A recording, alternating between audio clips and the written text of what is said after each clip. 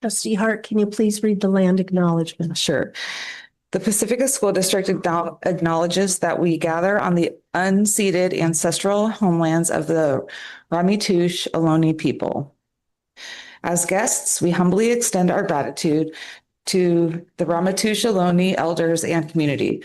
We recognize that we benefit from living and working on their traditional homeland, and we affirm their sovereign rights as First Peoples. As the original stewards of this land, the Ramaytush Ohlone understand the interconnectedness of all things and the importance of maintaining harmony with nature. Likewise, Pacifica School District commits to teaching our school community how to be responsible stewards of this land. Thank you. The district records. Sorry, Barbara, will you take the roll call? Absent. Trustee Hart. Here. Trustee Villalobos. Here. The district records the audio portion of the meetings. All meetings are kept in the superintendent's office for 30 days and are available during that time period for inspection by members of the public on district equipment without charge. All public comment must be made in person unless a board member will attend remotely or as otherwise specified on the board agenda. Speakers wishing to address the board on agenda or non-agenda items, please complete a request card with your name, address, and the item number and submit it to the board president or the superintendent. You will be called to address the board and may speak for up to 3 minutes. Please note, the public is welcome to provide comment to the board. Remarks are limited to 3 minutes unless extended or limited by vote of the board. A maximum of 20 minutes, unless extended by the board, is allocated for each subject discussed. The Brown Act meeting regulations under which the board must operate do not allow board members to comment on non-agenda items.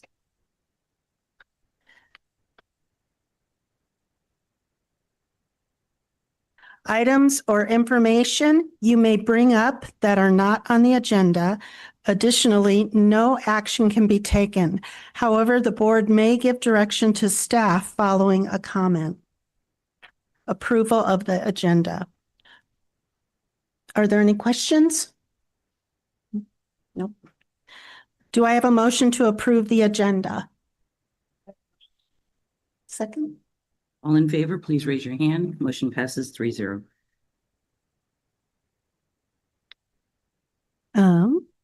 Report out on closed session items. We do have one. The board voted to approve litigation pursuing Homer case. Three yeses. Oh, I didn't say that. With 3 yeses. All right. And then I think I can move on from all the rest.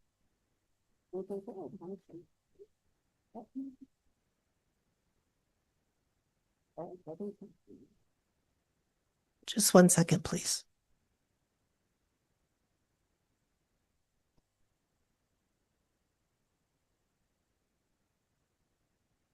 So at this time, we have special reorganization, and we will take nominations for the board president for the remainder of the 2026 school year. I'd like to nominate Laverne Villalobos to fill the spot for the remainder of the year. Second, do I second? So I'll second. All in favor, please raise your hand. Laverne. Oh, I don't. Can she vote for herself? I get, okay, you need to vote for yourself. Well, we need a quorum. Well, we need 3. Yeah. Thank you. Motion passes 3-0. Thank you.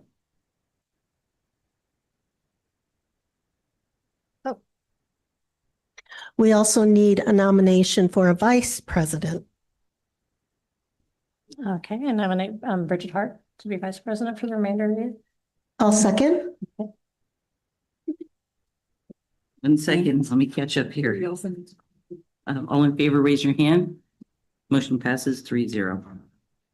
I think. And then we also need a nomination for the clerk. I think Kai is currently the clerk, isn't she? Oh, I'm you are. currently the clerk. Oh, So can we nominate Do you? Sure. Okay, I nominate Elizabeth to be. I'll second. In favor, please raise your hand. Motion passes 3-0. The board elected these officers for the remainder of the 26th school year as trustee Burkini resignation has left the position of the board president vacant. The board of trustees elect President Villalobos, for the remainder of the 26th calendar year, Vice President Hart and Clerk Brendel. Okay, we're moving on to number 9, approval of the consent agenda. All items on the consent agenda will be approved with one motion, which is not debatable and which requires a unanimous vote for passage. If any member of the board, the superintendent, or the public requests, any item shall be removed from the section and placed in the regular order of business following approval of the consent agenda. Are there any questions? Do I have a motion to approve the consent agenda? All in favor, please raise your hands. Motion passes 3-0. All right, and we're moving on to communications. LSEA?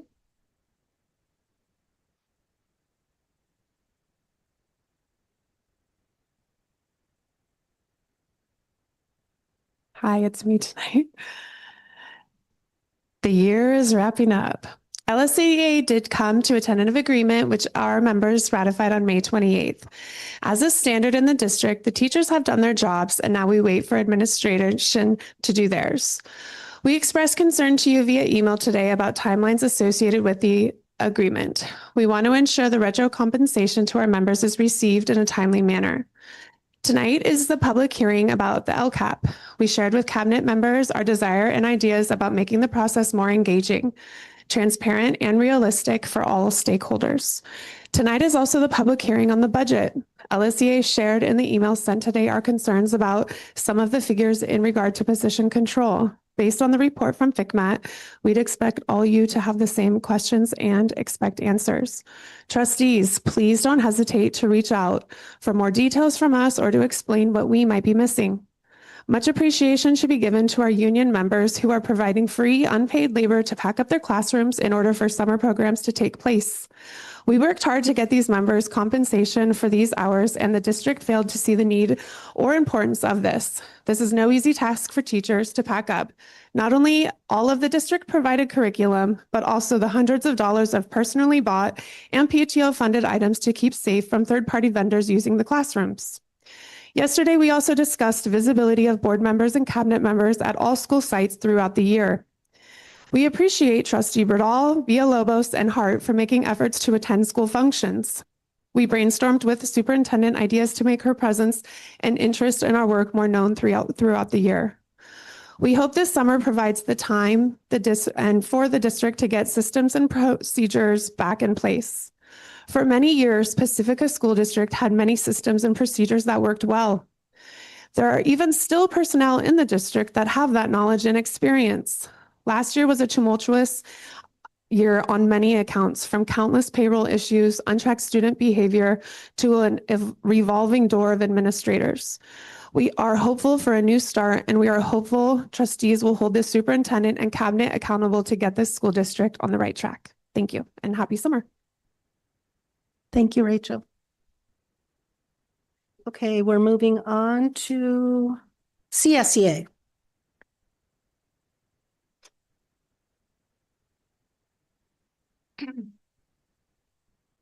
Good evening, members of the board, superintendent, and guests.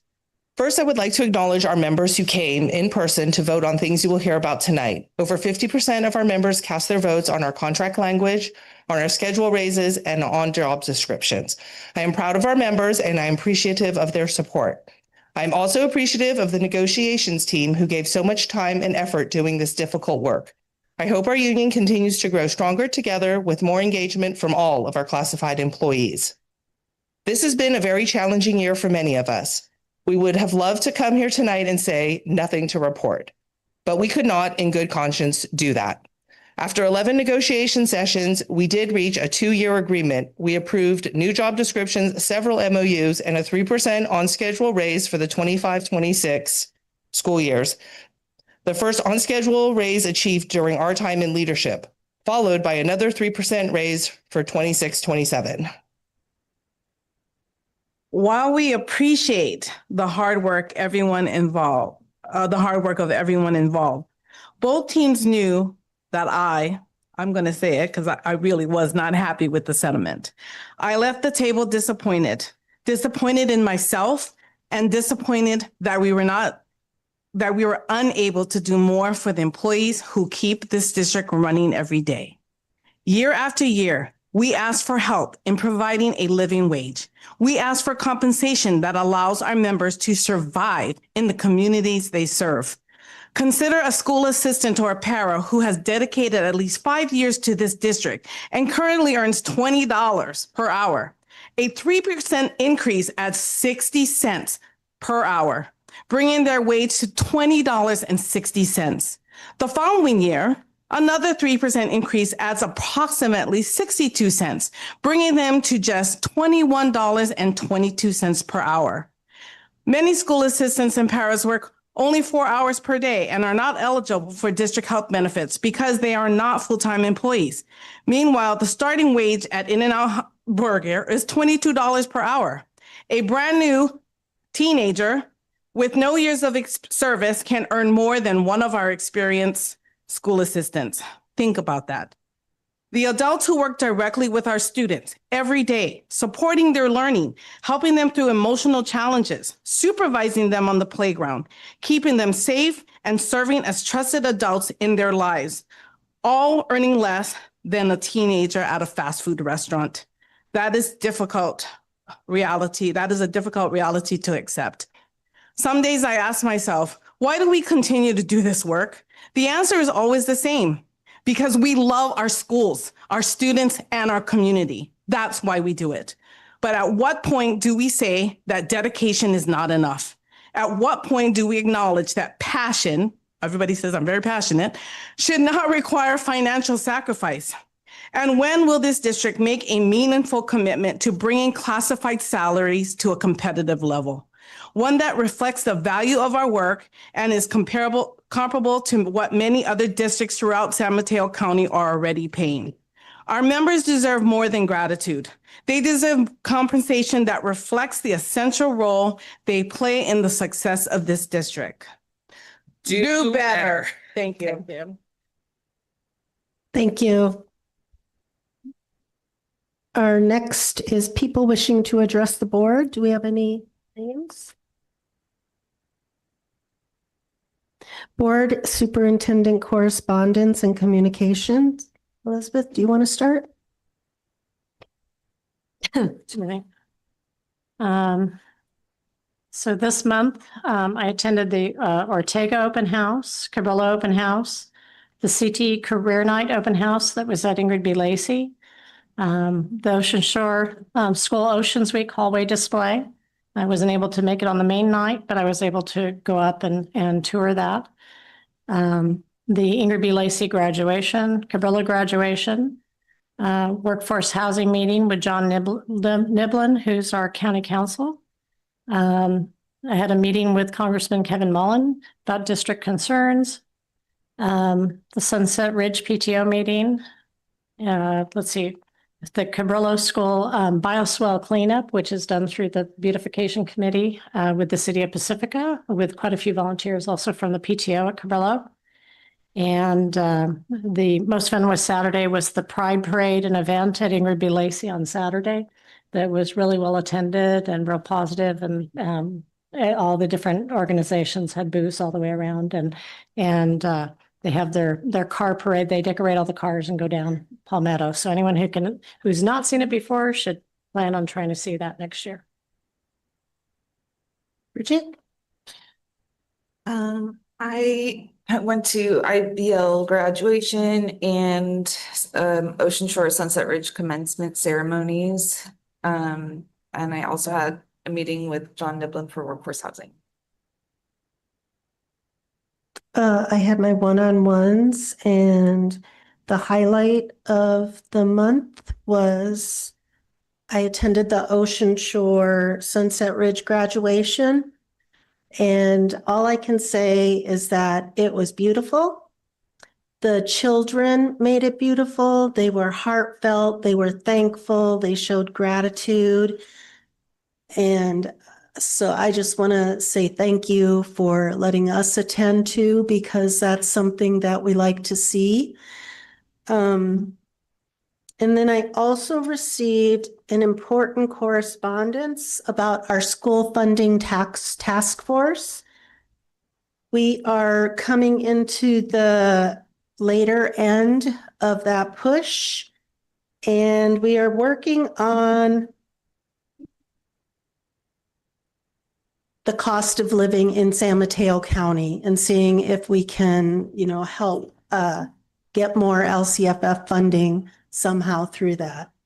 It's very complicated, but the district and the county are doing their best to try to get more equitable funding, because we all know that we receive the lesser amounts of money, whereas somebody else who just lives 15 miles away get a lot more funding, and it isn't equitable. So I was also able to attend IBL, Sunset Ridge, Ocean Shore, and Cabrillo's graduation. And again, Sunset Ridge and Ocean Shore, I don't think there was a dry eye in the place. Even people who were trying to pretend like they weren't crying, like going like this quickly. It was very moving, and all the ceremonies, Cabrillo's and IBL's as well, was just very well put together, and the staff did a fabulous job. I've had the opportunity to meet with the San Mateo County Office of Education fiscal team on a very, very regular basis. I've met with John Niblin, County Council. I've also met with the City of Pacifica, Parks and Rec, had a LSEA check-in, a CSEA check-in. I have also been working with workforce housing and had meetings with our one-on-ones with our trustees. And I also had one-on-one meetings with our cabinet and other one-on-one meetings with the staff as we're bringing on some new team members. I'm super excited about what the next year holds and seeing the team come together so nicely. Thank you. And we are opening the public hearing for number 11, information items, local control accountability plan. And we're going to open that at 6:20. Catherine?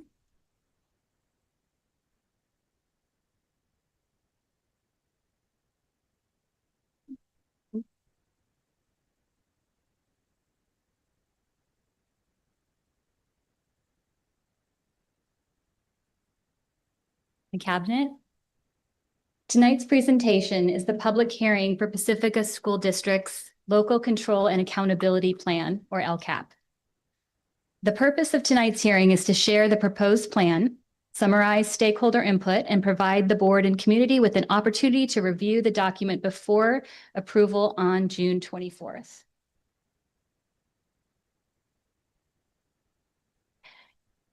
The LCAP is the district's strategic planning document. It connects our goals, actions, and budget investments and serves as the framework for how we improve outcomes for all of our students, particularly our multilingual learners, low-income students, foster youth, and students with disabilities. Simply put, the LCAP answers two questions. What are we trying to improve, and how are we investing our resources to get there?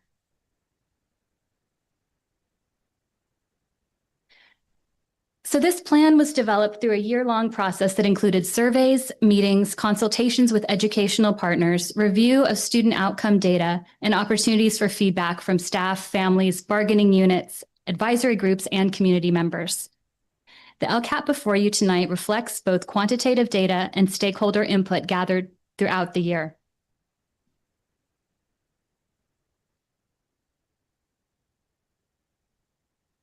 So one of the most important parts of our LCAP development is listening to our educational partners.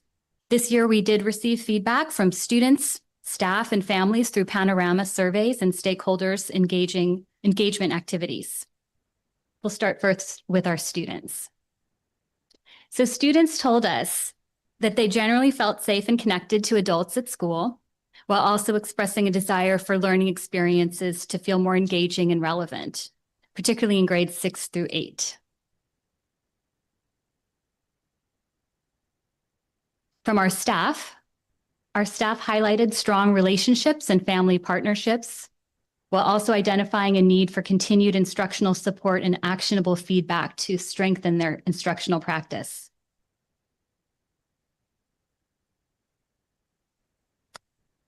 And from our families reported strong communication and partnership with schools while requesting clearer academic expectations and greater visibility into student learning experiences. But across all three groups, several common themes emerged: strong relationships, a desire for high quality instruction, and the need for clear communication and support systems. Those themes directly informed the goals and actions included in this LCAP. So the next several slides will summarize the outcome data used to evaluate progress towards our existing goals. And as with any district, the results are mixed. We have areas of growth that we want to build upon and areas where additional attention and support are still needed. And rather than review every metric individually, I'd like to highlight a few key trends that emerged within each goal area. So we'll start with goal 1, and I will share the data that shows both area of progress and also areas of continued focus. So for goal 1, quality instruction and effective leadership, we did see a positive movement in several staffing indicators, including reductions in teacher vacancies, credentialing concerns, and misassignments, along with a modest increase in teacher retention.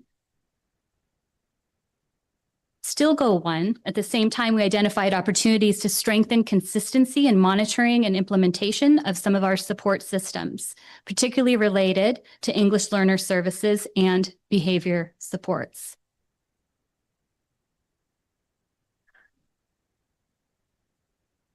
Moving to goal 2, where we are focusing on student achievement and equity, we saw encouraging growth in several areas, including increased English learner reclassification rates. That is something to be proud of for sure for this year. A reduction in the number of long-term English learners and gains in iReady performance for many of our subgroups.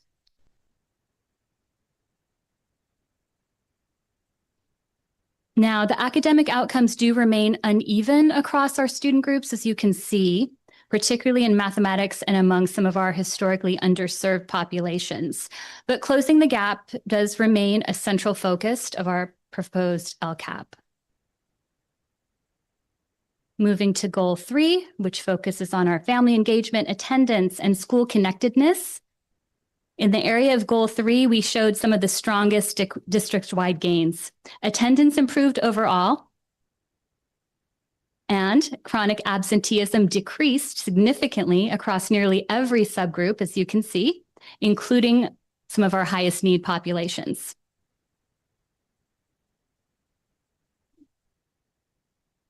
Now, regarding stakeholder feedback, this also tells us there is more work to do around student connectedness, family engagement, and ensuring that students and families have a clear understanding of learning expectations and the available supports for them.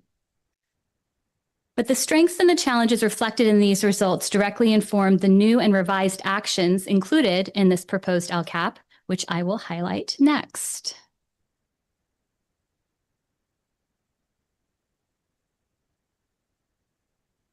So based on the data and the stakeholder feedback, several actions were added or strengthened in the proposed LCAP. I grouped them in 3 areas around our goals: quality, equity, community. For goal 1, the continued implementation of our literacy initiatives, professional learning, and new social studies curriculum adoption, pending board approval, of course. In goal 2, we have expanded access to tier 1, 2, and 3 supports, along with stronger systems for identifying and responding to student needs. I'd like to particularly highlight the integration of our cost process that was rolled out through all of our sites. And then goal 3, additional parent education opportunities and continued investment in communication tools that improve family access and engagement. And I'd like to highlight the use of the Language Link app. So the proposed LCAP reflects extensive stakeholder input, analysis of student outcome data, and the district's commitment to continuous improvement. While there are areas that we have made meaningful progress and areas where work remains, this plan represents our best effort to align our resources, actions, and accountability in support of student success. Now, tonight is the public hearing. Staff welcomes any feedback from the board and community, and will return on June 24th with the proposed LCAP for consideration and approval at that time. Does anybody have any comments or questions? I just thank you for everyone who put all the work into it. I know it's a lot of work and it's a big process. And I've been part of that before in the past. So. I like to see that there were so many families that, or community, that there was so much community input this year, first of all. It seems like this in combination with the FCMAT, there's just a real big push to move towards better systems. And I look forward to strengthening our district that way. I just thought that was really good news about our English language learners and crossing the line on some of those because historically they've fallen behind. So thank you for all your work. Thank you. Oh, sorry, I have one more question, one more thing. Can you share a little bit about the Language Link app? In what capacity? What is it? Oh, What is we it? use it for in-person translation. Oh, great. Yeah. Okay. So as an example, we had one day where there was one little boy who, it was a different pickup time than usual, and we were able to make a call in Portuguese from the district office to help Awesome. get his grown up here for him. Thank you. Yes. Are there any more comments or questions? Okay, the public hearing is closed at 6:30. And we're moving on to another public hearing on the proposed 2026-2027 budget. And this one is opened at 6:30. Presentation. And this is Dusty. All right. Good evening, board, superintendent, audience, cabinet. This is the public hearing for our 2026-27 proposed adopted budget. We will come back next in 2 weeks for the final. So you've seen this slide many times. We've presented it a year ago. We highlight when we do first interim and then second interim, and we are here again, full circle, on another school year where we have the opportunity to try to put together everything related to the numbers. The LCAP is in the budget, people are in the budget, and so we're putting all of that together. So tonight is the public hearing for both the LCAP and the adopted budget, and it's significant that the LCAP goes first before the public hearing for the adopted budget so that we make sure that we have the opportunity to make comments on that before we present the numbers. The LCAP is included in the budget. The adoption for both the LCAP and the adopted budget will be on June 24th. At that point in time, you will see the final numbers for 25-26. We now call them estimated actuals. And so 25-26 first interim was in December, and then in March we did second interim, and then in May we did third interim, and now we call them estimated actuals, and then in September we will call them unaudited. So it's just a way to keep you guessing what it is that we're trying to present to you, but it's all related to the educational plan converted to dollars for finaling out our 25-26 school year. We've then taken those numbers, advanced them by another year, put in new assumptions, new criteria, new data to come up with the 26-27 adopted budget.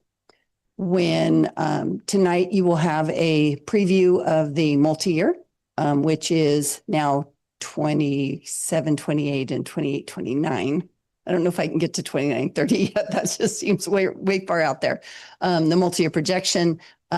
In 2 weeks, you'll see the cash flow. There's a whole bunch of more supplemental forms and criteria standards that'll be part of that SACS document that we will put together. In August, we'll have the opportunity to do a 45-day update after board approval in 2 weeks, once the state approves and adopts the state budget.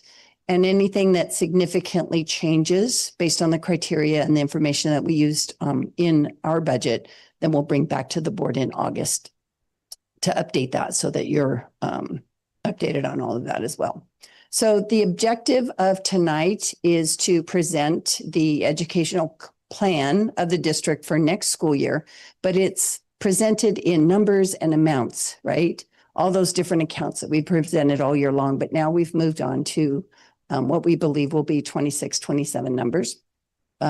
We've got state required documents, presentations, all that good kind of stuff. It will include 25, 26 estimated actuals, as I mentioned, and it presents the financial picture of the district based on the information that we know at this particular point in time. So we always start with students, right? If someone says, okay, start the budget, I have to start with students. So I put together this table to give you reference of enrollment and ADA, or student attendance, average daily attendance, for 4 years. So the current school year, projections for next year, and then the next 2 following years. So you can see from here that we actually are proposed to grow in 26, 27. So that's really excited. We part of the budget, the good and the bad is that we're adding TK classes. That requires us to put another teacher in. So it's good on the revenue side. Then we have to put in the budget side as well. So this chart shows us both the enrollment and the ADA by those major categories of grade levels. And the reason that I present it this way is we have different funding levels for each of those. So we get a different amount for TK3 than we get for 4-6 than we get for 7-8. And so there's this tool that the state provides for local control funding formula, the LCFF, and we're able to do that. In this year, we had a student attendance rate of 94.87. It just supports what Catherine said, that the kids are coming to school. I'm projecting next year just conservatively 94.2, so just a little bit under. But if we raise that, then we'll get those additional dollars as well. So 2554, still projecting to go down based on our demographic studies in the past, down the next 2 years, but maybe the trend will go up. So we'll have to see, and we'll make those changes as appropriate. I also added a new line on here, funded ADA. So one of the things that the state guarantees is that we will get either our current ADA or a 3-year rolling average if that is of prior year ADA, if that is higher. And so you can see that we are in that particular situation. As we continue to still decline in enrollment and ADA, the state funds us at a little bit of a higher rate or higher number of ADA. So for this year, while our ADA is at 2401, we're actually being funded at 2533. Next year, we're projected to be 2554 or 2406 ADA. We're still going to get 2477 for funded. So I add that just as reference because sometimes we look at those ADA numbers and then we wonder why the revenue doesn't go up or down. It's because of the way that the tool works. There is funded ADA that is attached to that as well. These numbers do include our non-public school students that attend. There are students that are attending non-public schools, so we include their ADA as well. And as you know, we get student attendance based on how often they come to school from the first day of school all the way to about the end of March is when the second period or the P2 attendance period ends. And so it's that 135, 138 days that is our criteria. Even though we have a whole 180 days of school, our funding is based on that time period through March. Next, when we're developing a budget, we always want to go to the people, right? Because that's our next important asset. And so on this table, what I put together is our FTEs, our full-time equivalents by different categories of educational focus. And so strict instruction, those are going to be our teachers, our paras that are working in the classrooms, And so we have a whole 149 of those, and I've broken them between the three categories of employees.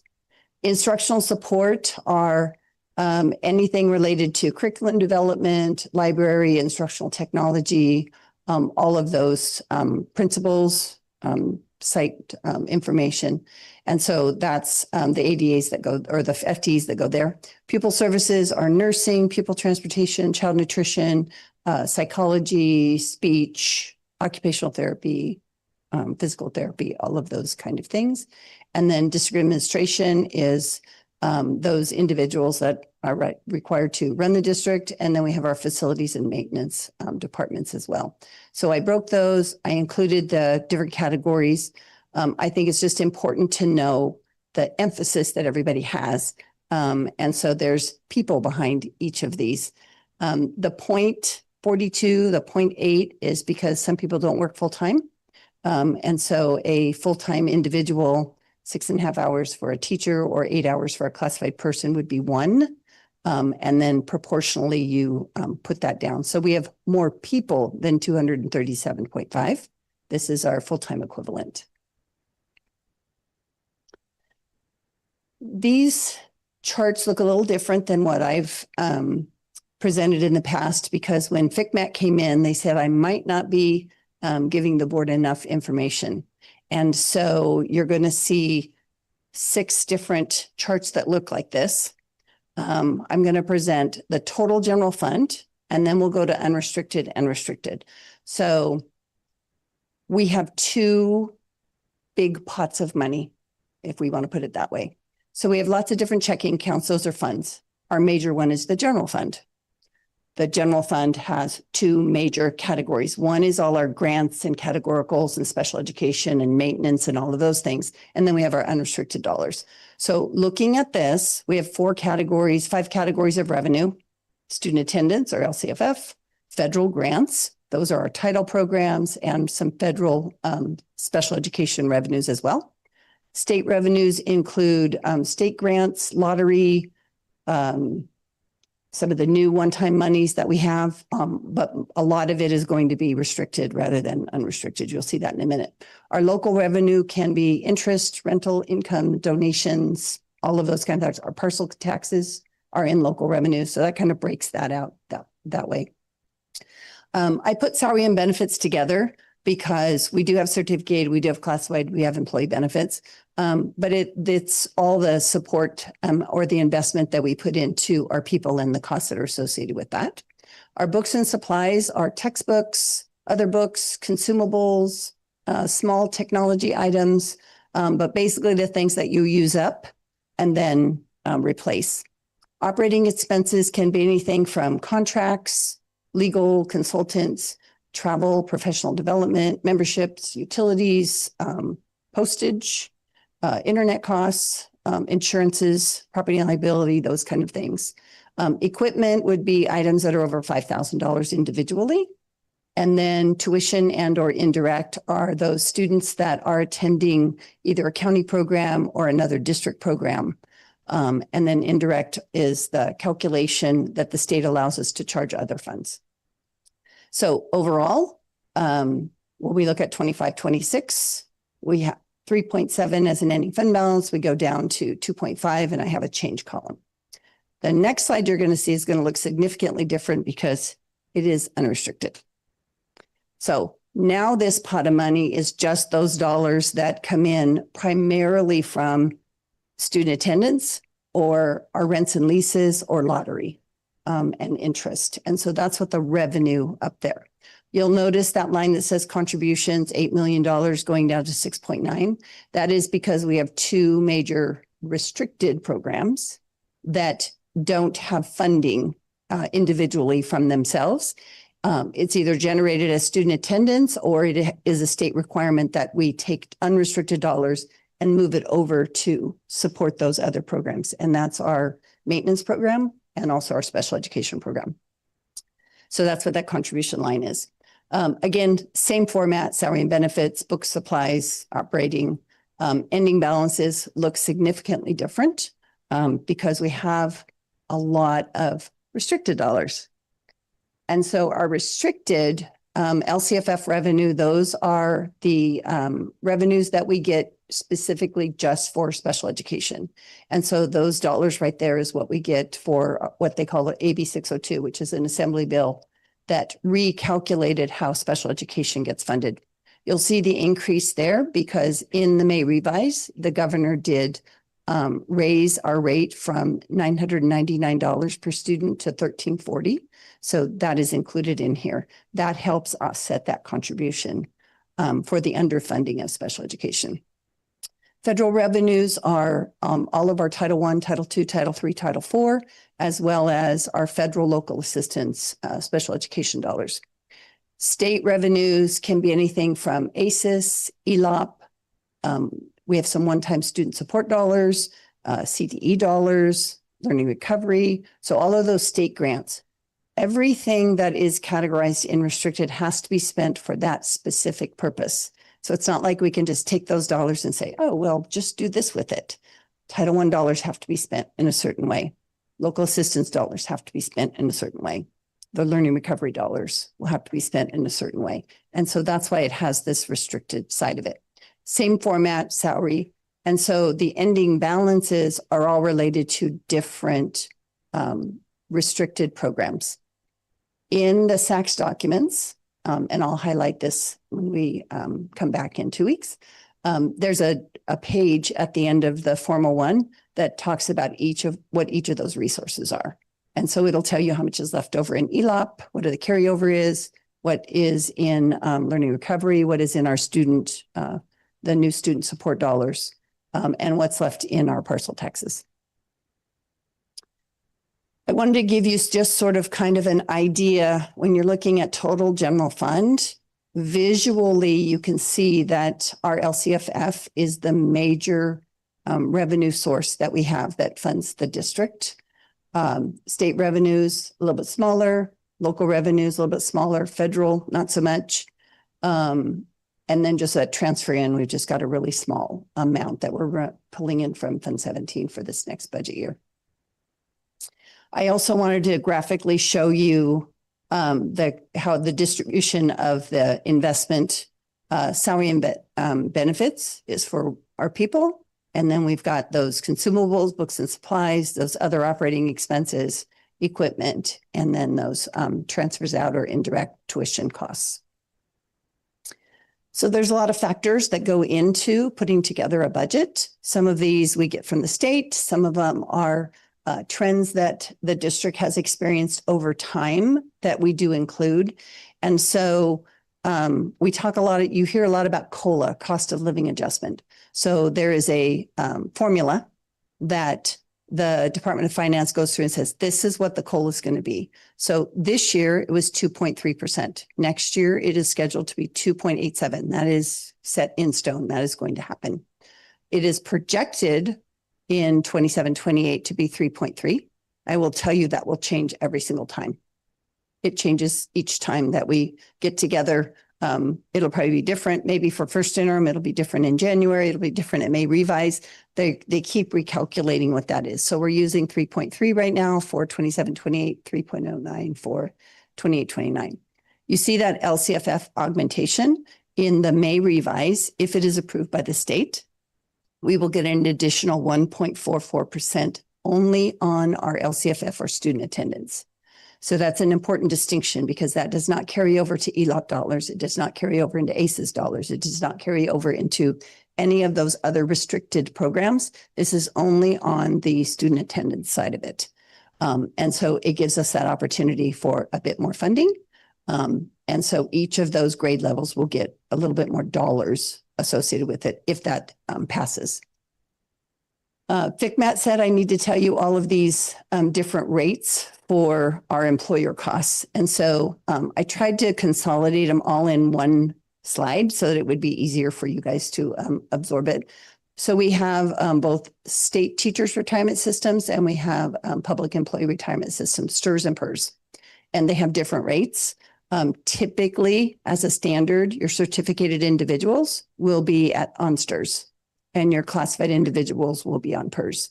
There are some anomalies of that, people that start in one and then become a teacher or started as being a teacher and become a classified individual. And so those rates differ. You can see that the PERS rate is higher. It changes every year. STRS has been consistent for many years now. When I started in this business, STRS was 8% and PERS was 13.08. And so we've seen significantly increases to the district, and there's no funding offset for these. They are just costs that the districts statewide have absorbed throughout the years. Social Security is 6.2. That's a federal Medicare, same thing. Unemployment is set by the state, so that is 0.05%. And then we have a workers' comp rate of just a little over 2.4%. So all of those together, I outlined for you for a certificated individual, for every dollar that we pay out in salaries, it's 23.08 cents. And then for classified individuals, it's closer to that 36%. If someone is not on PERS, they don't meet the criteria, meaning they're under 4 hours, then you wouldn't have that 26% on there. But you can see that that's a significant investment. And those are mandated costs, mandated fixed charges that we have to pay as an employer. I built into the budget based on my trend analysis, a 1% automatic step increase for certificated classifications, and then 1.6% for classified. And that's looking at the costs over the last several years. And so those are just automatics. When someone is here another year, they move down on the certificated salary schedule. It averages about 1% of the total each year. And then classified move across on their salary schedule, and the average is about 1.6% as an increase. Some people get more, some people get less, but that's our average. I built into the budget as well an 8% increase to health and welfare that is absorbed by the district, and a 5% increase to liability insurance and a 5% increase to utilities. And that would be the same as our own electric bills or gas bills going up, and the same as our home insurance going up. So those are all built into that. So after we complete this year's budget, then we are required to then look 2 years ahead. And so this is where the numbers get a little scary. I'll be honest right up front. So I'm presenting total again. It's the same format, but now I have 25, 26, 26, 27. You already saw that, but it had a change column. Now I'm adding 27, 28, and 28, 29 are 2 required next 2 future years. So you can see that our LCFF revenue is going up. That is combats the funded ADA going down, but we've got those COLAs built in, right? 3.3 and 3.09. So that's what you see on that top number there. Federal stays pretty consistent. The reason we have differences between 25, 26 and 26, 27 is because our enrollment in ADA is going down. We will get less title money next year and less local assistance money next year. So those decreases are built into our numbers at this point in time. State revenues, you see the big jump in 26, 27, then it goes back down in 27, 28. We have 2 one-time grants that are in this budget. One is the new Student Support Professional Development Block Grant, 1.9 million, and then 137,000 for learning recovery. So both of those are one time. We've projected and used them in the 26, 27 budget, and they're taken out in 27, 28 because they're one time. You'll see that contributions are 0 because this is the total general fund. And so they zero each other out, right? It's a plus for restricted and a negative in unrestricted. So they zero themselves out. Same category, salary and benefits, operating, tuition. And then we have our, you can see the ending fund balances are going down. So here's why they're going down.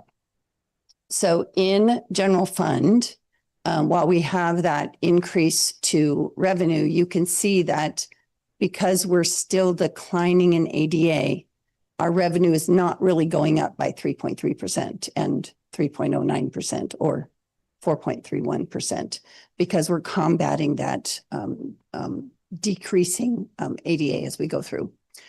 State revenues are going to go up by the lottery, some of those kind of things. And then there's some adjustments for interest in here. And that's because that Treasury notes interest projection is going down just a little bit, as well as the fact that we don't have as much cash. So interest has to go down.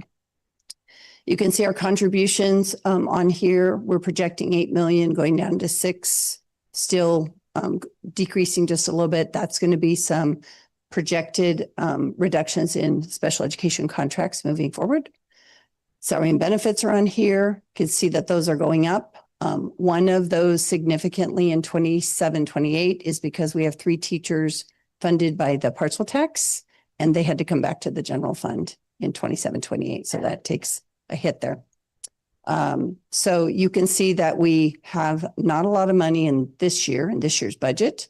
And then right now, at this particular point in time, before the fiscal stabilization plan and before the county review, my projections are showing that we are going to be negative in 27-28 and 28-29. I am hopeful that upon review, we meet with the county tomorrow and with our FCMAT advisor and expert, that they'll be able to review this and maybe come up with some changes, but I don't think they're going to find $2 million.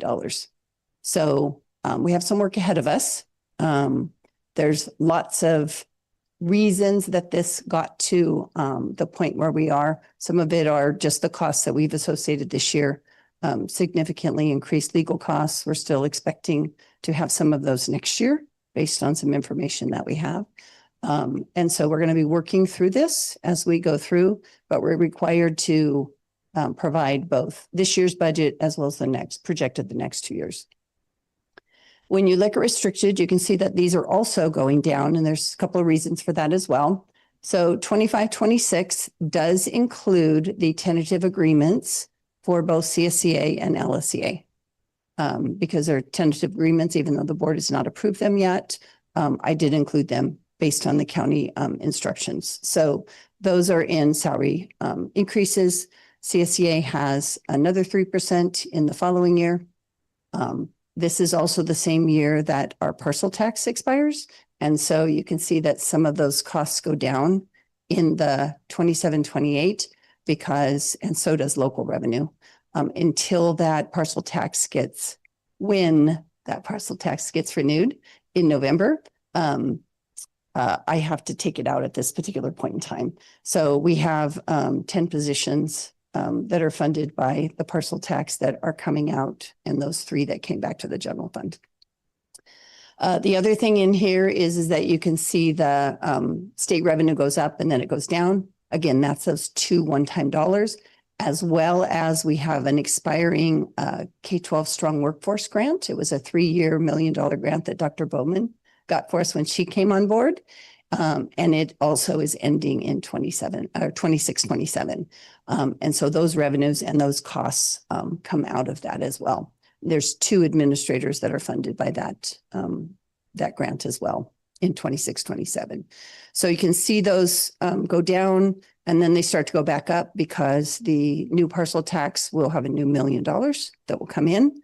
That is not allocated for or identified at this particular point in time as what it will be spent on. So significant changes from 25-26 to 26-27. We have our tentative agreements, I already mentioned that. You have 4 board slots coming up for election. That's a price tag of about $155,000. And so that's in 26-27. I took it out in 27-28. I put back in like 85,000 in the following year to project for that. We've got those one-time monies that I mentioned.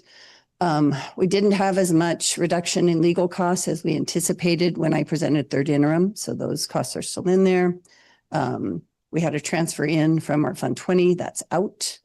And then this year's student support grant was about $778,000. So that had to come in and go out as well. I already mentioned we had 3 teachers that are out of the old parcel tax. Those came back to unrestricted, took out the textbook adoption, which is how we're going to get the social studies to match the LCAP. And then again, the parcel tax and our K-12 strong workforce.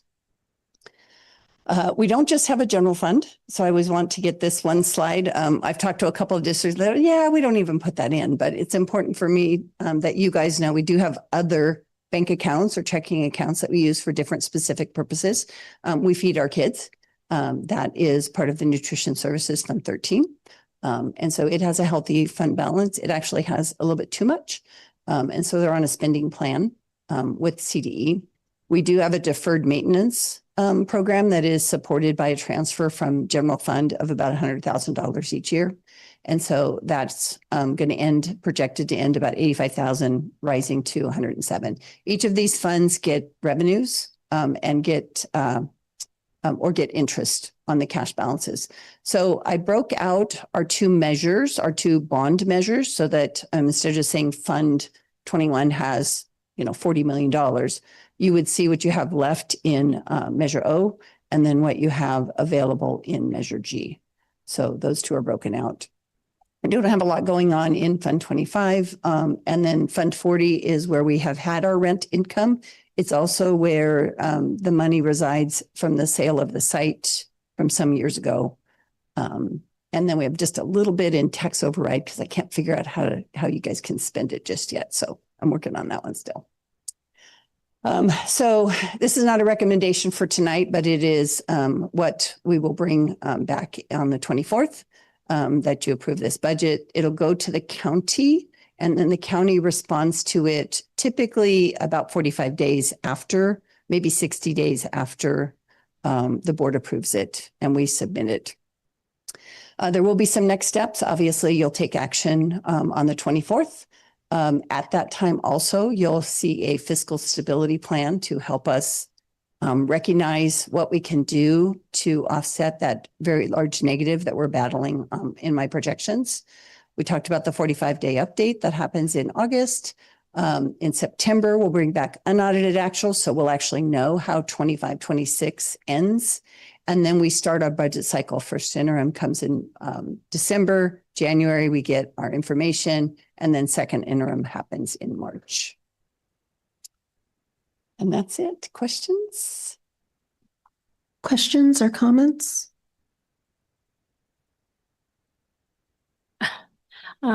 Just with the ADA, the 3-year average, if I remember right, did that start during COVID? So are they continuing that now? Because I first remember hearing about it during COVID when kids were not physically attending school, that they gave us a 3-year average. So I think that was still. So before COVID, we always got the greater of of either current year or prior year. Okay. That's what it was. Then 1920 and 2021, they froze whatever our ADA was at P1 because COVID hit in March before P2 or that second time period. They froze us for 2 years. Okay. So we got the same ADA 1920, 2021. And then they started with 21, 22 when we all came back is when they started the 3-year rolling average. And so it's the better of these 2 years and then the better of these 2 years. But if current year is better, then you'll get funded on that one. And so we could grow 100 and have staffing required for 100 and get no new money because we're being paid on the prior year rolling average. Okay. So you don't have the choice of whether to go with a certain year. You need to do an average. It's automatic. Yeah. It's automatic as part of the state tool. Because I remember first hearing about that during COVID. Yes. Good memory. I try to forget COVID. But we are forever scarred. I'm curious, does curriculum come out of the general fund or is there a certain fund for that? So curriculum comes out of the general fund. There is no set aside or dollars for that. We have in this budget a $1 million textbook adoption that may go down once we start getting our quotes in. On the restricted side, typically curriculum would come out of the unrestricted general side.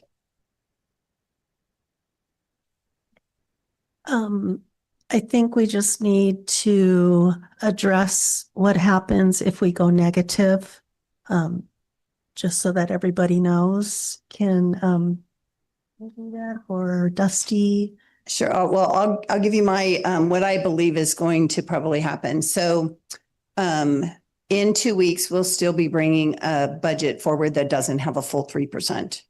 At that point in time, the county has a couple of options. They can disapprove your budget. They can send it back and say, fix it. At that point in time, I would guess that our fiscal advisor will become a fiscal expert. At that point in time, have a little bit more input, a little bit more control, give a bit more direction to us at that particular point in time. They can conditionally approve your budget, meaning we approve it, but we really do want you to go back and you need to fix it before a certain date. I don't think we're going to be in that particular situation unless we find something that either went wrong with my numbers or something that we don't need to do in the next week before as we're revising and bringing forward the actual adopted budget. The fiscal stability plan that you will take action on in 2 weeks will be critical to making sure we'll need to implement those. Plenty of districts take a fiscal stability plan. It's on paper. It looks really good. They go, yay, and then they don't implement it. And so it's going to be very, very important that that plan gives you realistic options that you can take action on. And so it'll be critical to go through and do that. After that, it just kind of depends on where we're at that particular point in time. Their projections for 27, 28 or 28, 29 are those are projections. And so it's more important to make sure that we know where we're at this year, that we maintain our 3%, and that we have those projections that move us towards that 3% as well. And so that's probably where we'll be. My guess is that they'll probably disapprove the budget at this point unless we can find something that we're not going to be doing in 26, 27. And I do expect that they will ramp up our advisor to an expert.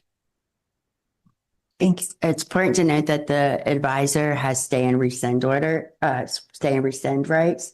And so, of course, whoever that is, we would work with continuously and hopefully plan and not be put in that situation, but they have stay and rescind rights. And then, Dusty, I think the other thing that is different with this multi-year is that we're now getting a picture of our cash being affected. Could you explain what happens with the state involvement and the cash? Yeah. So up until this point, we've had a 3% or better or been very close to that. That means we've had at least over $1 million in cash. 1.3 is about what our 3% is. With the projections going down to not having that 3%, that means that we are short that cash as well. So you can have a positive budget, but if you don't have the cash, then the state has to come in and you have to apply for a loan. At that particular point in time, then you go into receivership as a district. And so you'll get a loan and they will make those decisions at that particular point in time. And so it's super important that we address the deficit and address what we need to do.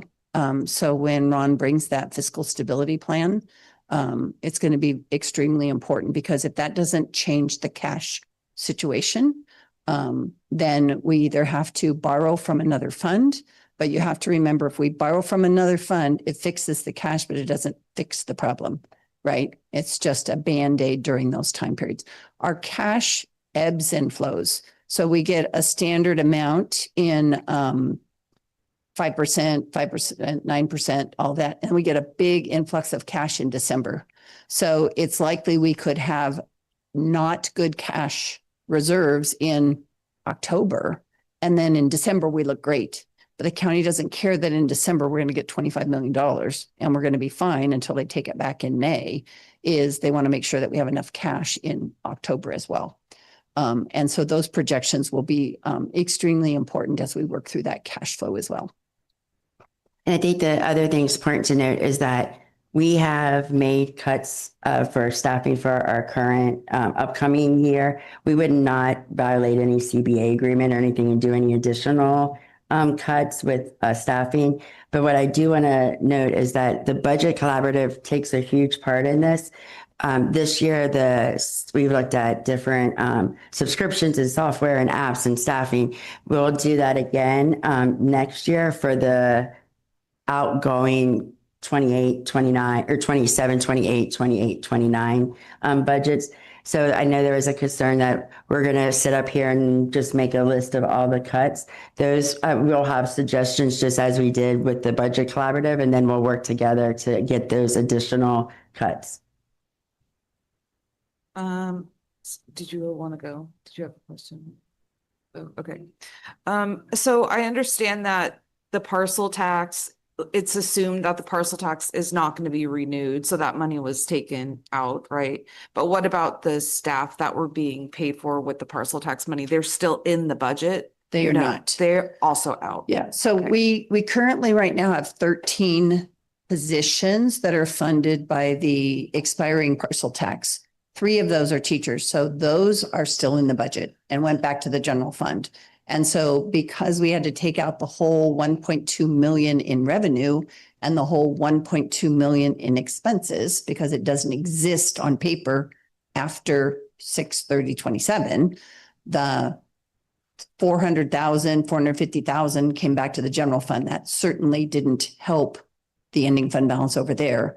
The 5 counselors and the 5 library media technicians are not in the budget. When the parcel tax gets renewed, then we can bring that back in. But right now, the county won't let me include it because it's expiring. It's important to note that the 26, there's 27, 28, 28, 29. Without the parcel tax, it affects our guidance counselors. It affects our library media specialists, all 5 of them. And it affects our outdoor school. We've been one of the only districts that still are able to pay for our kids because it's a significant cost for families. And we would no longer be able to pay for that without the renewal of the parcel tax. And that is, none of those things are included in the budget moving forward. They're already cut because of that parcel tax removal. There's also about 50,000 in field trips. That's part of parcel tax as well. Yeah. So as it is right now, when the parcel tax passes, we will not be negative, right? But we will barely be. So here's the good and the bad side of accounting for me. Parcel tax is on the restricted side. So if we Right. bring that revenue back in and we bring all those expenses back in, it's basically a zero, right? It's a revenue, we spend it, it's a zero ending fund balance. It actually will end up costing us 6% on the unrestricted side, because for every expense that we have, we are required to give 3% over to our maintenance and 3% in your reserve. So while it's a win that the parcel tax gets renewed, there will be an impact to the unrestricted side of about 6% of 1.2 million. Are there any other questions or comments? I just want to say thank you, and to anybody who's listening, we really have to focus on the budget because we do not want receivership. Is that the term? Yes. Where they come in and everybody up here has no power, right? No say. Right. And even with the financial expert coming in, they will have stay powers. And what was the other one? It's stay and rescind, but we Rescind. haven't been given it yet. Right. It's just that it could possibly be the next step, but they have stay and rescind. I just don't want anybody to say, I didn't know that. It's being out there. And I just want to piggyback on that. If we are taken over by the state, they can take benefits. Negotiations are no longer in the picture, right? That is my understanding. Yeah. They have the ability to do those What- kind of sweeping changes. Thanks. Anybody else? Do we have any speakers on the topic? No. Moving on. Thanks, Dusty. Thanks for being here.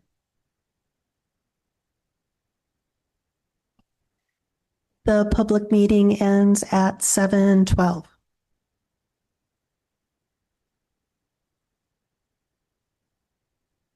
Okay, and now we're moving to the public hearing on the proposed renewal of educational parcel tax Measure D is opened at 7:14 p.m. And that's Dr. Bowman.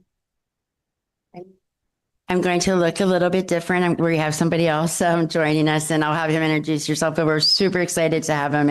And please tell us a little bit about yourself and welcome to the team. Thank you. Jose Quintana. So I'm the new supervisor for maintenance operations and your bond construction. My first week here. And so it's been just a great experience to meet with all of your site administrators and your maintenance personnel, and really just getting to know the lay of the land, so to speak. I come with extensive background with bond construction, with the Marine Corps base in 29 Palms. Was a $2 billion annual budget there for construction with NAPBAC in San Diego. From there, Desert Sand Unified School District, $700 million bond construction there as a senior project manager, and San Mateo Union High School District as their director for construction and bond management. They had 2 bonds there, about right under $700 million as well. So a lot of construction background there and maintenance and operations. Obviously coming in from Newark Unified School District as their assistant superintendent CBO. Just really diving into this role here. And I can say that things are turning around. So with that, just wanted to give you a little formal one about myself. Been a pleasure working with Dr. Bowman and the cabinet members here, and look forward to many more board meetings. So on this note here for our public hearing, proposed renewal of education parcel tax Measure D on November 3rd, 2026 ballot. And I'd like to bring up Joy Coomer of Team Civics.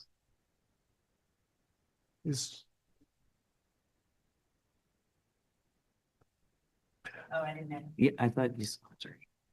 The joy was a little different today. Lauren. So we have Lauren Ash with Team Civics. Welcome. Thank you. Yes, Joy also looks a little different tonight. So before you tonight is a resolution that I know you'll be seeing later on in the agenda to renew your parcel tax funding. This would be a renewal for a 10-year term. Your parcel tax is expiring in 2027. The resolution before you, has some legal preamble in it with the whereas clauses. It also includes some fiscal accountability provisions and uses of parcel tax funding.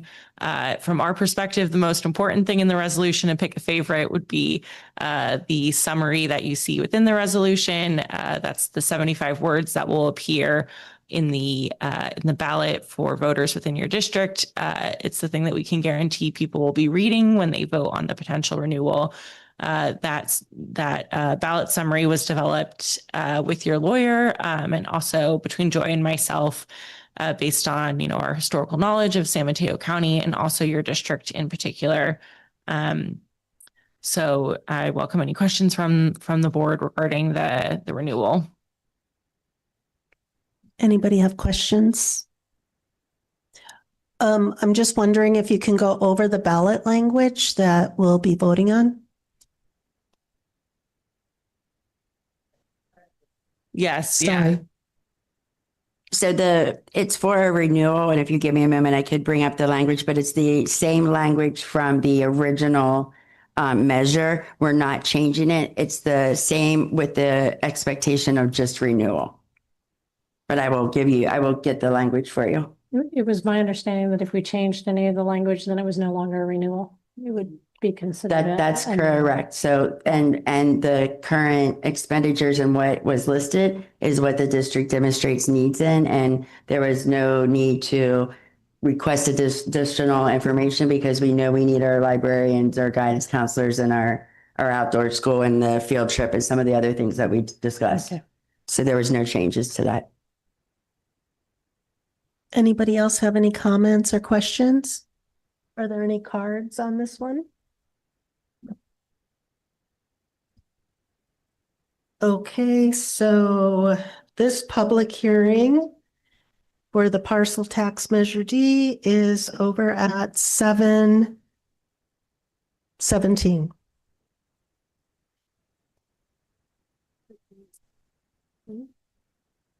Okay, so moving on. Moving on.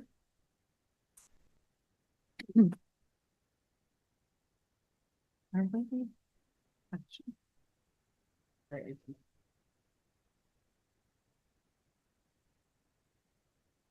Okay, so we're on part D, core learning / give forward grant. And Erica? Hi, good afternoon. Dr. Bowman, members of the board, community of Pacifica. My name's Erica Hidalgo and I'm with Core Literacy. And I am here to celebrate with you guys a grant funding opportunity in a partnership between Pacifica, Core Learning, and the Give Forward Foundation. So I want to take just a quick moment to introduce you to, wrong button, introduce you to Core Learning. Core Learning is a literacy organization. We have been working with professional learning for teachers and school leaders for 30 years, and we focus on evidence-based practices in literacy. So you've heard a lot about the science of reading. We've been doing the science of reading since before the science of reading was cool. So that is our background. Core Learning also has an established relationship with Pacifica. We have done some training with teachers. We've done quite a bit of work in this particular school year with your elementary administrators with understanding your open court curricular program for your ELA program. And then we also have been working with Pacifica through the Big Lift grant funding. So at Core, we really like to have a comprehensive approach. So we're not a one and done professional learning organization. We work with evidence-based instructional materials and assessments. So the instructional materials you have in place and the assessments that you have in place, our team provides professional development, coaching, and support around the materials that you already have adopted within your system. So in this case, we would be supporting your open court adoption in the elementary levels and your Amplify at the middle school levels. We would be supporting DIBELS assessment and iReady assessment, other tools that you've already adopted and begun implementing within your community. Your elementary teachers will see this graphic that's known as Scarborough's rope for reading. I'm not going to go through and give you the whole demonstration on what Scarborough's rope is, but I do highlight here that in our work with teachers, our goal is not to just focus on one element of literacy. Our goal is to work with your teachers, school and district leaders on understanding how all of these elements of literacy weave together to lead to a skilled reader. And so we aren't coming in just to work with your K-2 teachers or just work on foundational skills. We're here to work on all elements of literacy. The other partner coming in to work with us is a private philanthropic organization called Give Forward. Give Forward is a Bay Area, San Francisco-based private equity, private foundation focused on educational equity. They have done some work with Core and came to Core and said, who can we support within the Bay Area to provide some sustainable professional learning to help jumpstart efforts that may take under normal circumstances 3, 5, 7 years. And after hearing your budget, 5, 7, 10 years to really jumpstart some of those literacy efforts for school-wide and district-wide change. What you see on the board here are sort of the main pillars of the Give Forward Foundation. Really this idea of an equity-focused lens on all aspects of literacy. For the upcoming school year, the Give Forward organization is able to fund $457,000 of professional learning for district leadership, your school principals and teachers, including on-site implementation support and coaching. So this is an opportunity to bring in almost $500,000 in professional learning support at a time when your budget couldn't absorb these fees. So why was Pacifica chosen for this work? This really is a celebration of the work that has already taken place in Pacifica. You have already demonstrated quite a bit of readiness that is allowing the Give Forward organization to have faith in your district's effort to move literacy initiatives forward. So a big part of this has been the work that's already been taking place for many years through the Big Lift grant. CORE is a partner with Big Lift. And so we've already begun aligning a lot of this work through your Big Lift literacy action plans and the Big Lift training and support that's already taken place. In the presentation that comes right after me on the agenda is going to be the presentation of your district literacy action plan. So this work has been done in partnership and in coordination with the goals and plans that your district already has in place. You've already done some important elements like adopting core adopted curriculum around open court and your CKLA. We've already begun doing some work with your school and district leaders.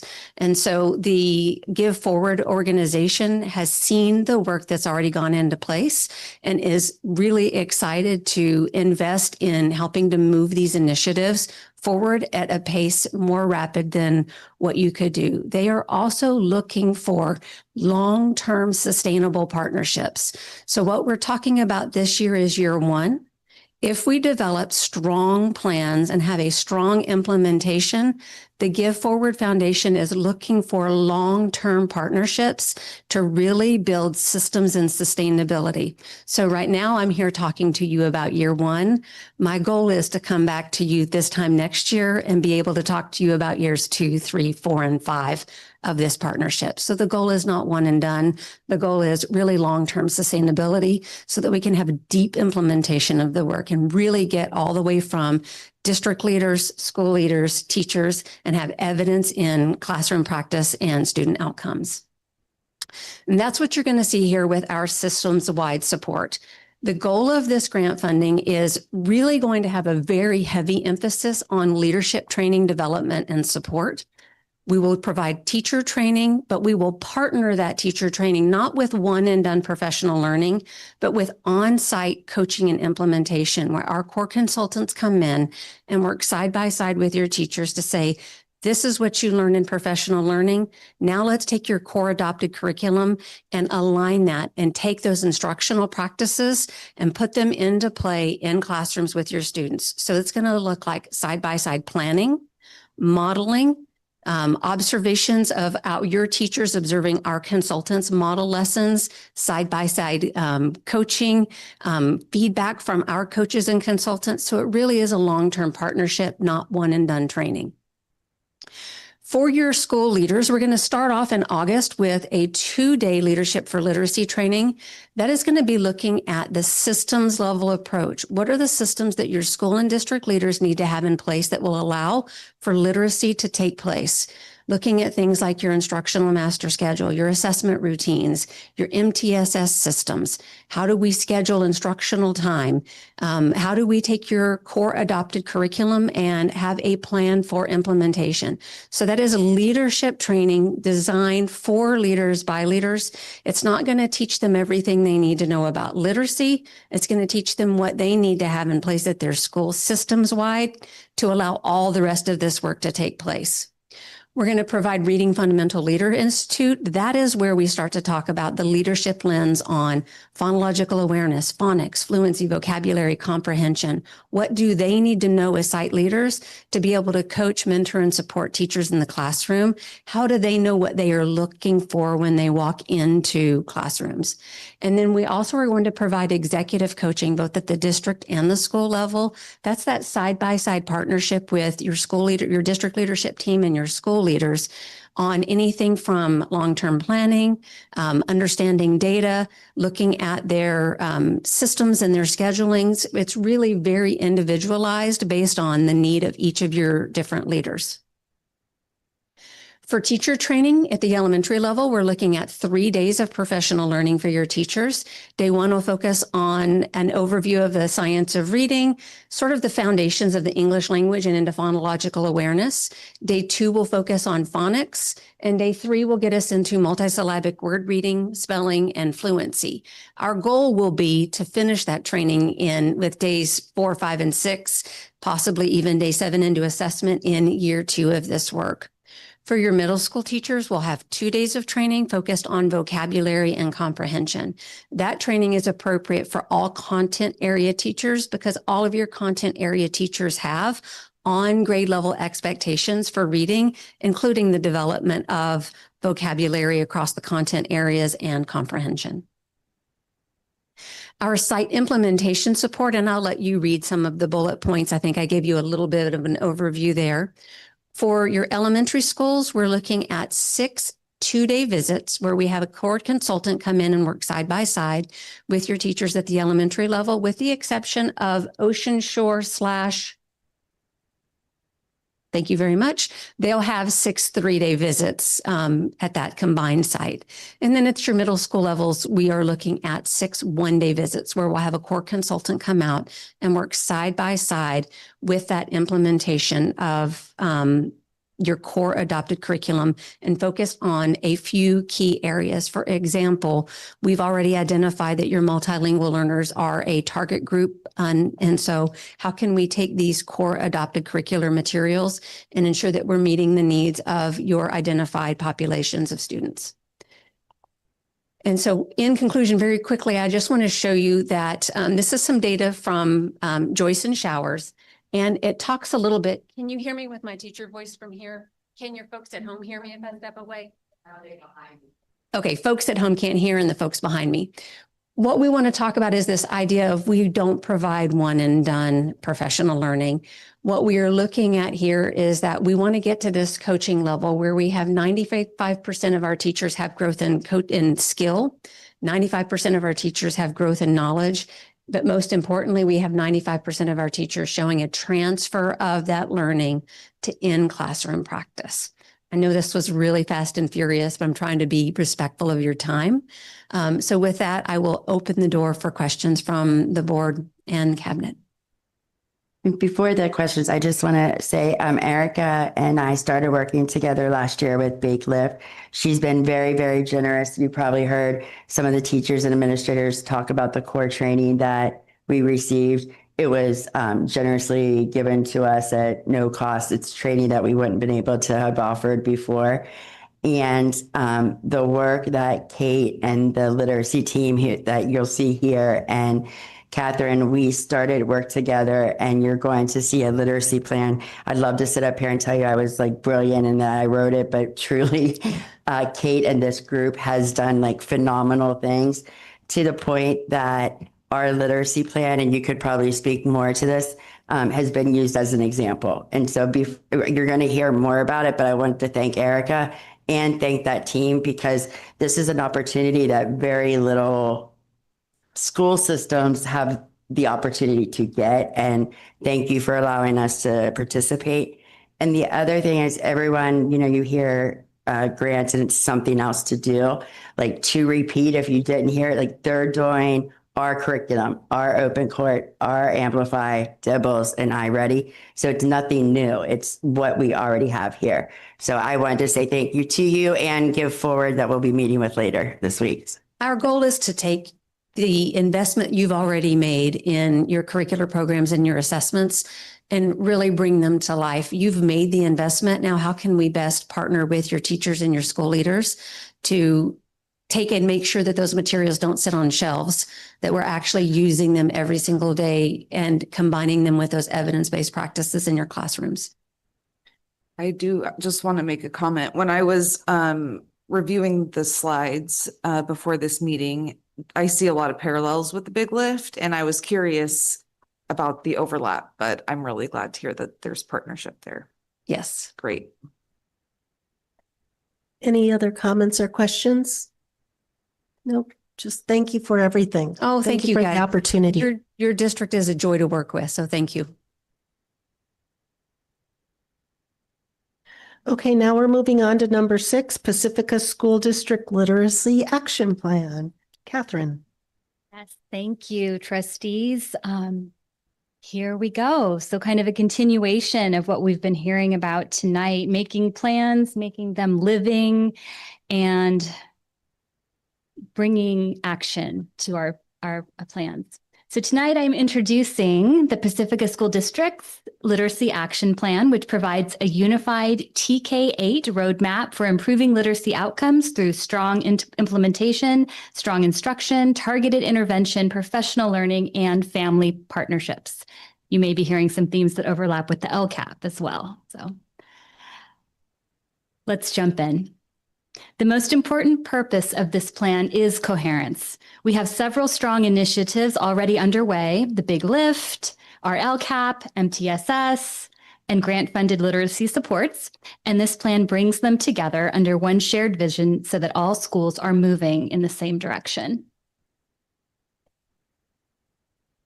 This plan gives us a framework for setting measurable literacy goals, aligning our resources and professional learning, and monitoring progress over time so we can continuously improve outcomes for our students.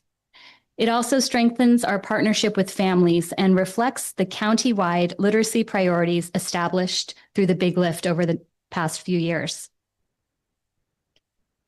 One of the strengths of this work is that much of the support is grant-funded. Through both Big Lift and the Give Forward Foundation grant, we are able to provide coaching, professional learning, implementation support, and family engagement opportunities without creating additional pressure on the district's general fund.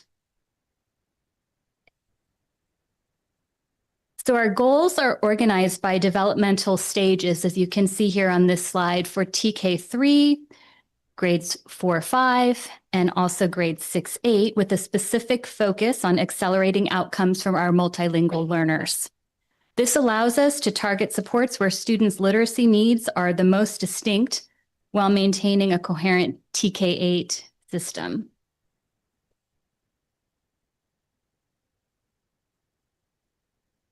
This slide represents the how.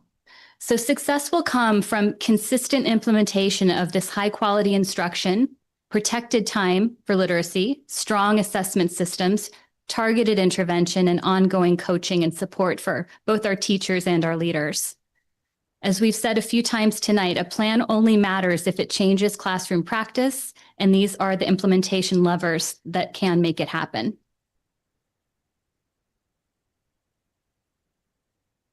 So this plan is intended to be a living document. We will regularly review data, refine our approach, and ensure that literacy remains closely aligned to our LCAP goals, MTSS framework, and resource decisions. Ultimately, our goal is simple: that every student in Pacifica becomes a stronger reader, writer, speaker, and thinker.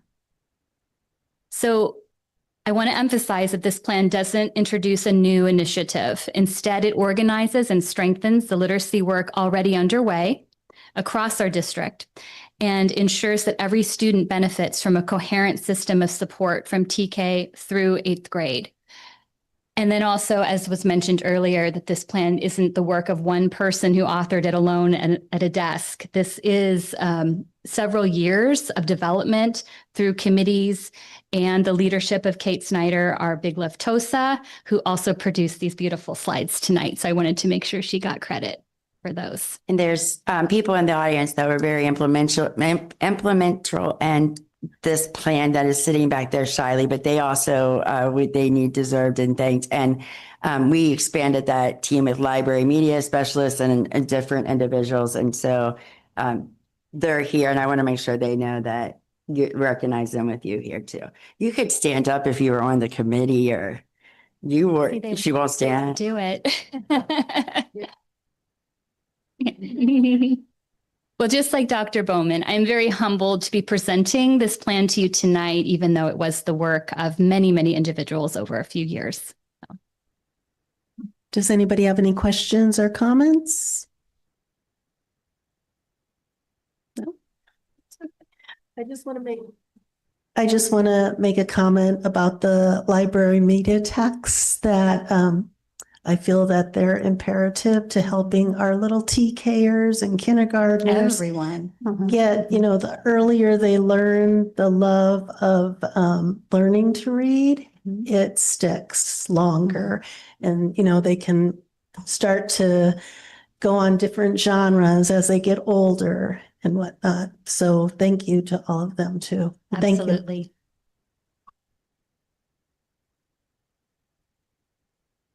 Okay, so we're moving on to F, the first read, update to student board policies, BP, and exhibits E. Martha. Good evening. Good evening, Dr. Bowman, trustees. I'm here with some updates to Student Services Board policies. The first board policy is 5141.7, which is titled Sun Safety. That policy is going to be deleted and replaced with board policy 5141.75 called Weather Safety, a new policy that addresses safety related to various forms of inclement weather and reflects the requirement for districts to, by July 1st, 2026, to develop, adopt, and implement weather protocols for extreme weather conditions, and additionally reflects CDC Senate Bill 1248 Extreme Weather Guidelines. So this board policy will be implemented in our comprehensive school safety plans. The next board policy is Board Policy 5141.6 from June 2024, Parent Guardian Notifications. The policy is updated to clarify the importance of effective communication from the district and/or school to families, and that parent and guardian signature acknowledging receipt of the annual notification is not required. And additionally, policy updated to delete a portion of the material related to how notifications are presented due to redundancy. And then Board Policy 5145.6 is updated from June 2025, is also parent guardian notifications. The policy is updated in conjunction with the accompanying exhibit with minor stylistic changes. The exhibit is called 5145.6E. The exhibit is updated to clarify that the exhibit is a non-exhaustive list of notices, which the law explicitly requires be provided to parents and guardians. Additionally, the exhibit updated to include notifications related to 1, the dangers of synthetic drug use, 2, the use of CalPADS data, 3, guidelines for the full human papilloma virus immunization, 4, school closures, and 5, the status change of a non-public, non-sectarian school or agency. Additionally, the exhibit is updated to delete material related to a negative balance in meal account, as this notification is no longer required. And then again, the exhibit for 5145.E is updated through June 2025 of parent guardian notifications to update all the new laws. The new law AB 2171, which requires notification on local apprenticeship and pre-apprenticeship programs. New law AB 1796, which requires notification of any dual enrollment or international baccalaureate courses offered by the district. Number 3, the new law AB 2690, which requires notification of the risk of social media platforms being used as a way to market and sell synthetic drugs such as fentanyl. The new law AB 2473 related to transfer of coursework and credits for students participating in a newcomer program as defined by the law AB 2630, which defines kindergarten for the purposes of proof of having received an oral health assessment as both transitional kindergarten, and a new law SB 153, which requires notification regarding California colleges.edu platform, and that student data may be shared with the California College Guidance Initiative.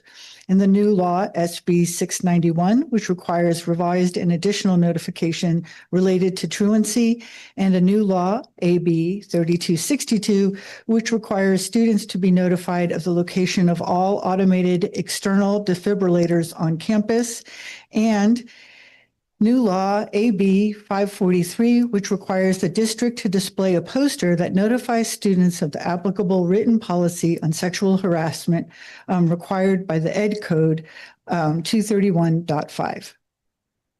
And so goes the first read. We will be back in 2 weeks for the second read for you to vote and approve the new policies for the student service board policies. Any questions? Okay, thank you. Thank you.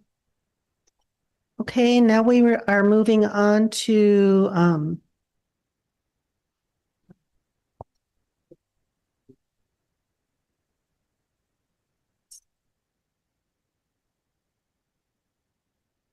so we're moving on to number 9, first reading, facility board policy update, June 2026.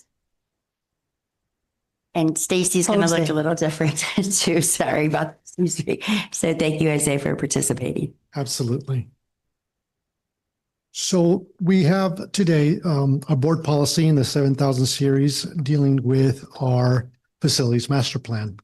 And in this, we are updating some of the governing board's philosophical statement in regards to long-range planning for our facilities that are important to carry out the district's vision for our students and our goals. Additionally, the policy updated is reflected in the new law, Senate Bill 848, last year in 2025, which requires the board to adopt written policies and plans and specifications for the design and construction of facilities, including furnishings, like facilities and structures that promote safe environments for learning and engagement by July 1st, 2026. And so in that, we at this time ask for a recommendation that the Board of Trustees review and discuss the proposed updates to the board policy and administrative regulations during the first reading of Board Policy 7110, first read. Secondly, I have the board policy in facilities inspection, and that is Board Policy 3517. And in it, where we are trying to align more closely to our code language. Additionally, regulated update to regard to all gender restrooms for students' use, differentiating between the signage requirements and the requirements of the restrooms itself. And in addition, regulations that are updated to reflect the new law, Assembly Bill 927 from last year of 2025, which requires the county superintendent of schools to prioritize reviewing within the first 4 weeks of the school year, where practicable, schools for which the county superintendent has received information from a survey of complaint filed pursuant to specific state laws or any other reliable sources, that a facility of a school possess an emergency or urgent threat to the health or safety of students or staff that are not in good or repair or specified. And so we see that in Board Policy 3517. I'd like to also do the first read for Board Policy 3517E1 in facilities inspection. This is an exhibit to update in conjunction with the accompanying administrative regulations that are outlined here in Ed Code 35292. I also like to bring up the second revision in facilities inspection, a new exhibit that provides a notice regarding all gender restrooms, which is required to be posted in a prominent and conspicuous location outside of at least one or all gender restrooms. And so it is recommended that the Board of Trustees review and discuss the proposed updates of the board policies and administrative regulations during the first reading. Does anybody have any questions or discussion they would like to do? No. Thank you.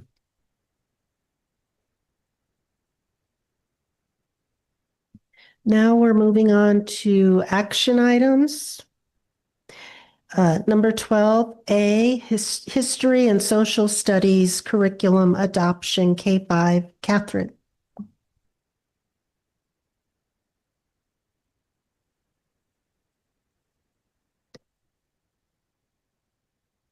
Good evening again, trustees. I have with me two teachers from Ortega and Cabrillo schools.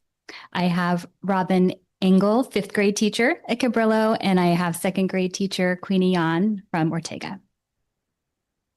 So tonight we are bringing forward the recommendation from our K-5 History Social Studies Adoption Committee. This work represents nearly a year of review, collaboration, piloting, and feedback from teachers across multiple grade levels and schools. I'm grateful to the teacher leaders who are joining us tonight and who dedicated significant time to evaluating programs and identifying the best fit for Pacifica students. Before we share the committee's recommendation, I'd like to briefly explain why this adoption is important at this time. So there really are 3 reasons for this recommendation: compliance, literacy, and best practices. First, our current materials were adopted in 2005, and a recent Williams review identified the need for updated instructional materials. Second, high-quality social studies instruction directly supports our district literacy goals by building background knowledge, vocabulary, and reading comprehension. Finally, current research tells us that content-rich instruction is an important component of long-term literacy success, making this adoption strongly aligned with both our Literacy Action Plan, the Big Lift Initiative, and also the feedback that was received during our LCAP when we heard about the desire for more engagement, right, from students. So that connection between social studies and literacy is so important that I'd like to briefly highlight some of the research that guides the committee's work. One of the most compelling findings the committee reviewed was the growing body of research that showed literacy is strengthened when students build knowledge through rich content areas like social studies. Research from the Thomas B. Fordham Institute found that additional social studies instruction was associated with stronger reading outcomes.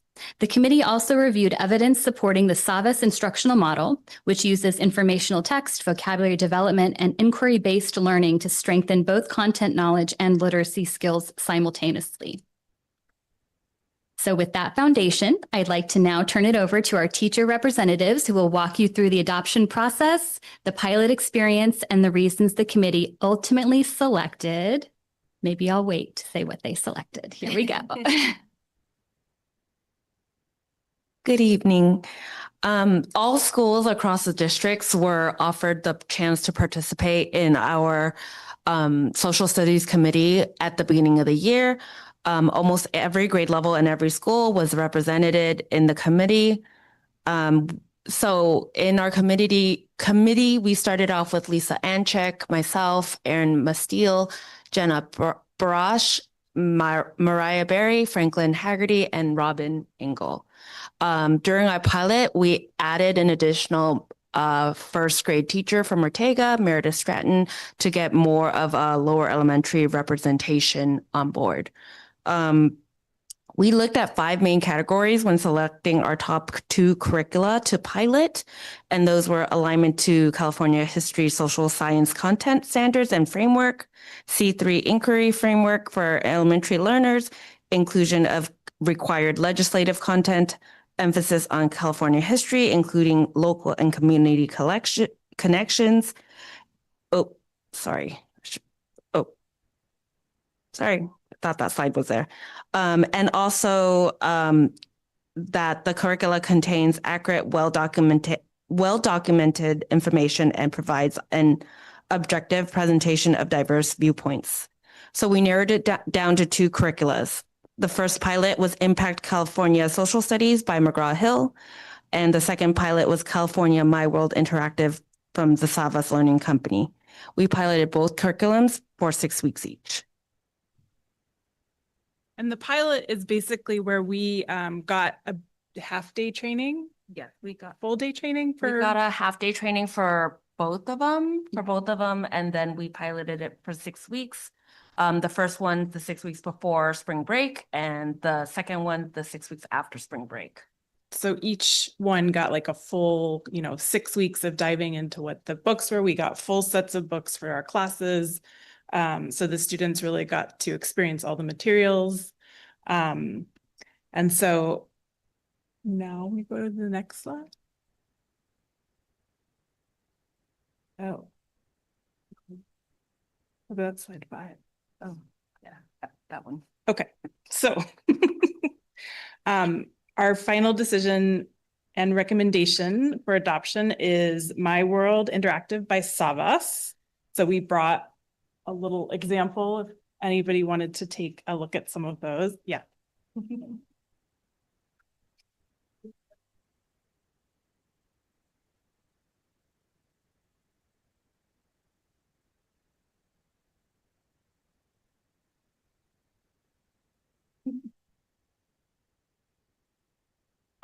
We chose this curriculum unanimously. And it was interesting because I think we all came into that final meeting thinking we were going to have to like convince the other people why we liked it. And everyone was like, oh, we like the same one. So that felt really good that there was just each experience of these curriculums, we were coming to the same conclusion. And then several of us also had our students vote after piloting both. Just I teach 5th grade, so these are 10 and 11-year-olds. They understand what voting is, right? We study it in social studies curriculum. And they could really form an opinion. And so after we did the 6 weeks of each one, I let them know upfront, like, we're going to try these out. We're going to see what we think. We got to be critical thinkers. And then I want you guys to help us decide. And so the students also preferred this Savas. And I think as you're seeing, like, these are beautiful consumable books. We were excited by the fact that you can do a lot of close reading, which ties in with literacy. They can write on them, annotate them. All the work is done right in this one book. And then we also they're very engaging because in addition to this book, the teacher one, which is the spiral one, gives lots of suggestions for making activity stuff. So there's like these jumpstart activities that kind of feel like games, or you divide the students into teams and they kind of act out little things that we're learning about. And then for every lesson, there's also this active classroom suggestion. So it's just a way to draw in lots of really good classroom practices to get the kids moving, talking to each other, interacting, working in groups, working as teams. Those are things like jigsaw groups, drawing, acting things out, making speeches, that sort of stuff.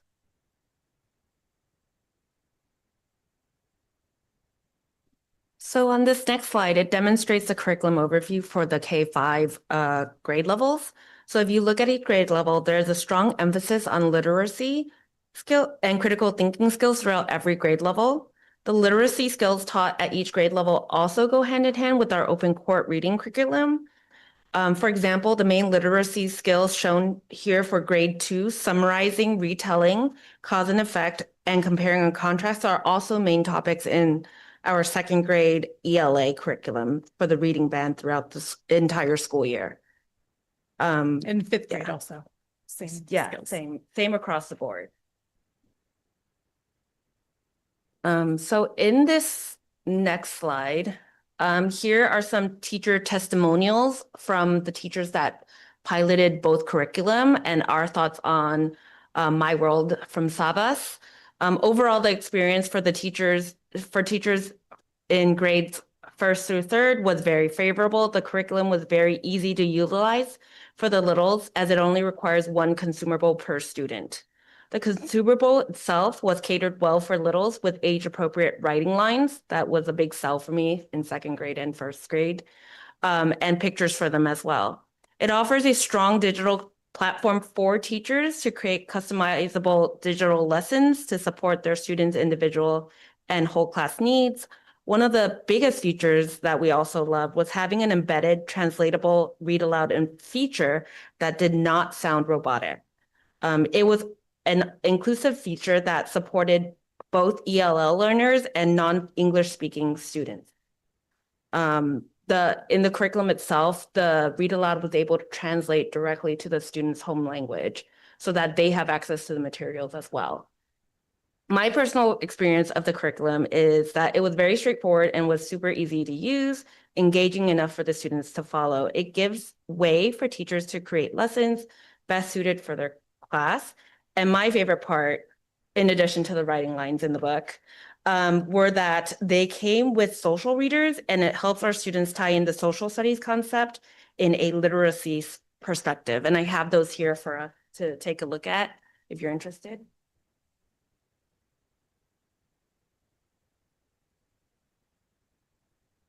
And then for the upper grades, I think we were also all of the same things. Of course, our lines look different. We don't have the double writer lines. I had the experience, so I was a job share teacher this year, so I was in the classroom 4 days a week while I was piloting. And because of that, I had a hard time getting my students to access the online part, and we just didn't mess with it. So I taught my 6 weeks of this curriculum completely without the digital part of it. I just taught from the book and from the teacher edition. And so it was really nice to spend the afternoons. We did social studies, like computers away, just us in the classroom with pen and paper and these beautiful books and acting things out and having discussions and reading. And so I think it's cool that and important that this curriculum can be used in this way also, that we don't need the Chromebook. We can just learn with the book.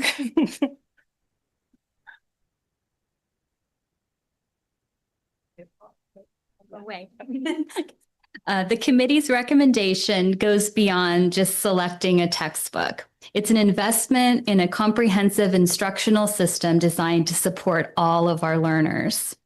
So there are 3 things I want you to remember: that this program provides engaging inquiry-based learning opportunities, strong supports for our multilingual learners through translation and language scaffolds, and accessibility features that support students receiving special education services. The adoption also includes professional learning to ensure teachers have the training needed for successful implementation. So ultimately, the committee believes this recommendation positions Pacifica students and teachers for long-term success.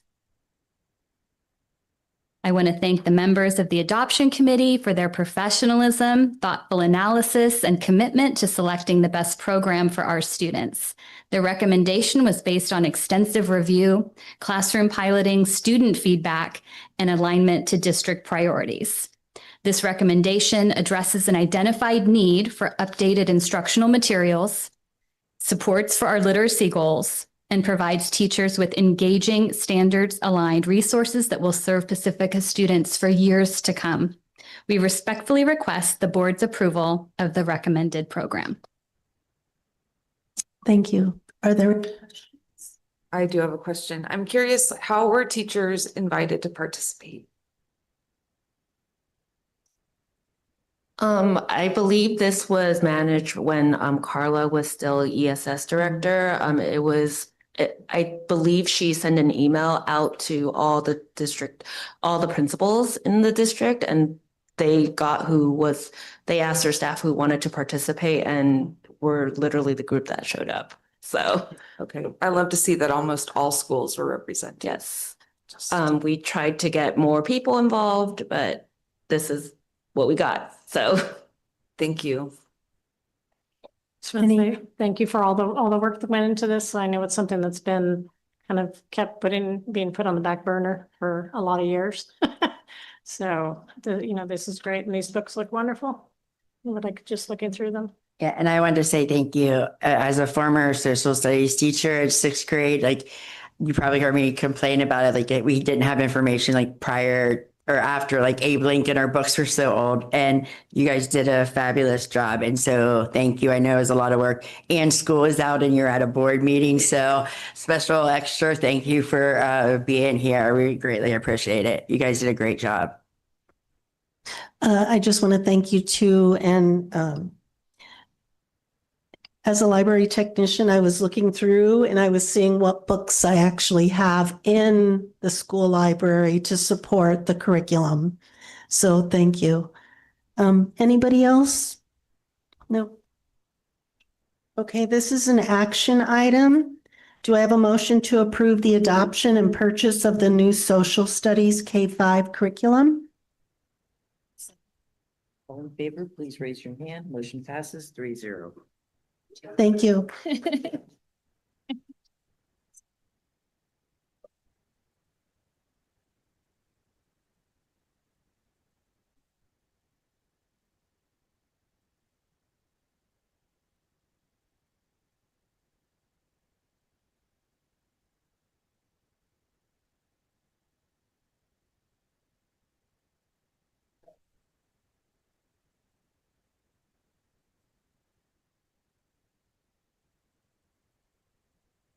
Sorry about that.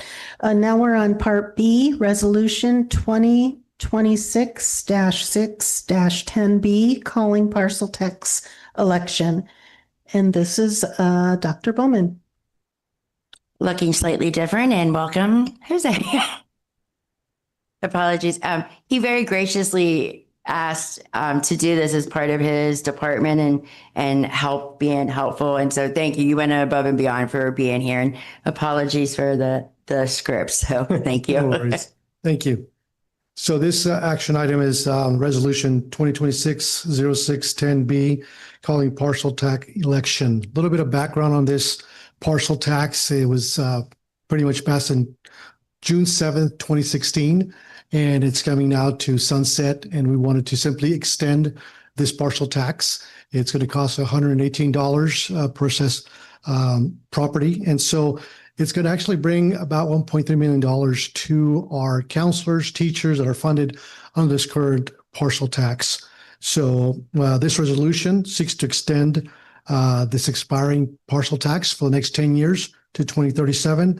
And we recommend that the board adopt resolution 2026-10B, calling partial tax election for the renewal of the expiring Measure D partial tax.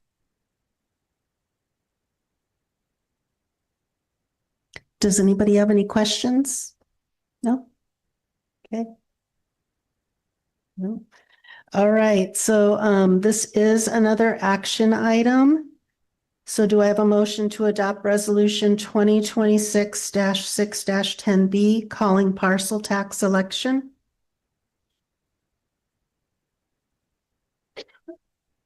All in favor, please raise your hand. Motion passes 3-0.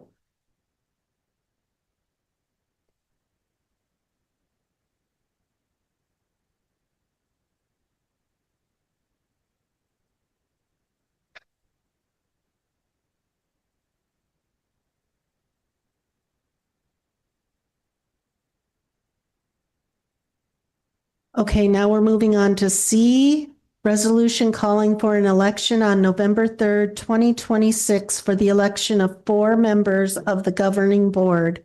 And this is Dr. Bowman. Thank you. Resolution number 2026-0610A calls for an election to take place on November 3rd for an election of 4 board members of our governing board of the Pacifica School District. 3 of those seats are for 4-year terms. 1 of the seat is a 2-year term. That 2-year term is the balance of the unexpired term of the trustee's vacated seat. It is recommended that the board adopt a calling for the election for November 3rd. And why I have the opportunity here, I do encourage the community and our parents and others to look at serving their community, being a board member. We have some information in our newsletters about some workshops from San Mateo County and the process that you would need to go through. And we're happy to answer any questions.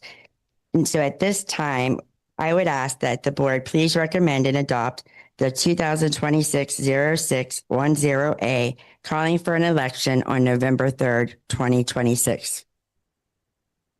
Any questions? Nope. Do I have a motion?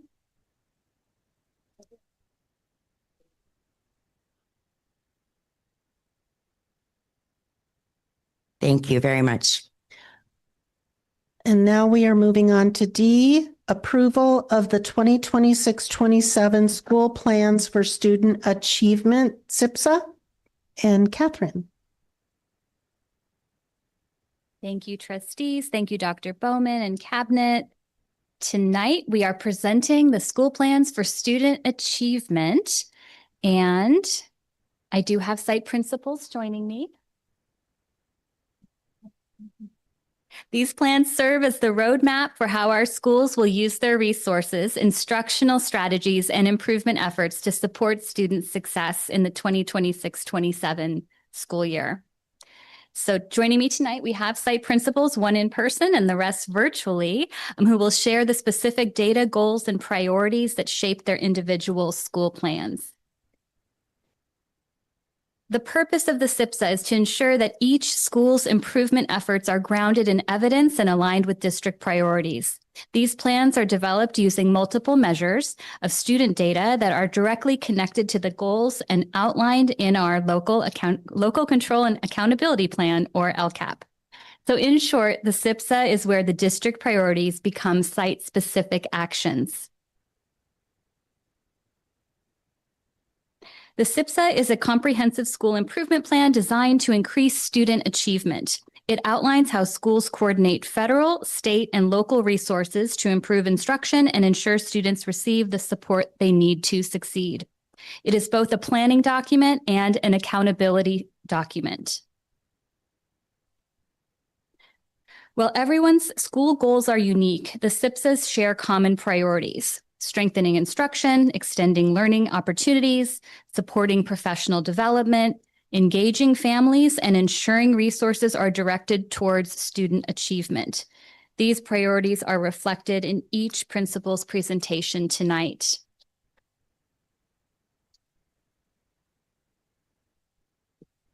The SIPSA is developed through a collaborative process, as you can see. School site councils review data, establish priorities, and monitor implementation.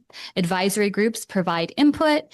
District staff provides guidance and support. Principals lead implementation, and ultimately the board approves the plan. This process ensures that each plan reflects both local school needs and district-wide goals. The principals will now share from their SIPSAs, including the data that they analyzed, the needs they identified, and the goals they established for the coming year.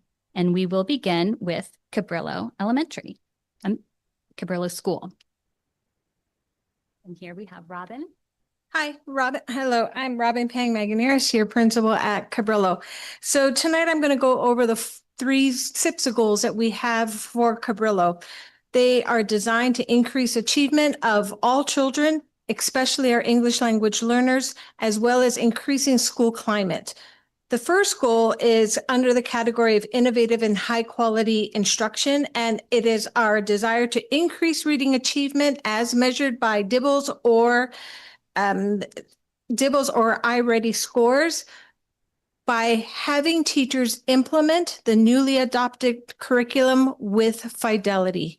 As I'm sure you know, anytime a new curriculum is adopted by a district, a major challenge is making sure that teachers actually implement the curriculum. We're going to do this by providing teachers with opportunity, by setting expectations, giving them direction on what's expected in the classroom on a week-by-week basis at the start of the school year, and also by providing them with high-quality professional development that we learned about earlier today. So that is our first goal. Our second goal is to increase our English language learners' performance on the LPAC by at least one level. As you know, under federal law, it is required that we increase the children's English language skills because until they are fluent in English language, they cannot access their right to a public education. So this is a very significant goal for Cabrillo. We are going to do this by retraining teachers in best practices in English language development support in the classroom by providing them with our additional curriculum to offer to the children, and also to shift our RTI specialist focus to be first and foremost on our English language learners. Our third goal is to create a safe and supportive environment by increasing our PBIS goal, tier 2 fidelity rate from 70% to 85%. As I'm sure you know, at every time you increase a school's climate, what you are doing is creating a safer place to children to learn, and you're also creating an atmosphere where teachers want to teach. When behaviors go down, everyone's hearts get touched, everyone's able to better focus on what's important. So we're going to do this by engaging in really specific tier 2 strategies, such as ensuring that we have two-way communication between parents and the school, hearing from them, getting their feedback. Right now, it's a one-way communication. I give them the information and they read it or they don't. But next year, a goal is for us to actually bring them in and have, like coffees and send out surveys where we're actually getting their feedback and implementing their feedback. We're also going to do this by improving our cost and our PBIS strategy meetings, to formalize them, to get them more where we're looking at data to improve how we are doing cost and PBIS. Is that it? We're also going to be providing some additional supplemental curriculum around PBIS and training to our teachers, and then also increasing the kinds of incentives we offer to children. So those are our 3 SIPSA goals for 26-27. Any questions? Anybody questions or comments? Thank you.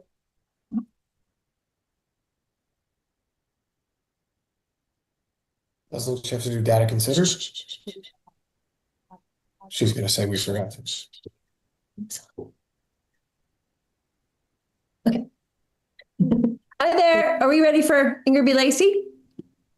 Yeah, so everybody knows they are all at a Launch Institute in Carmel. There are teachers, counselors, classified staff, administrators, all there right now. And so thank you for coming, but that's where they are. We're not mad at all that you're in Carmel, so don't worry about us.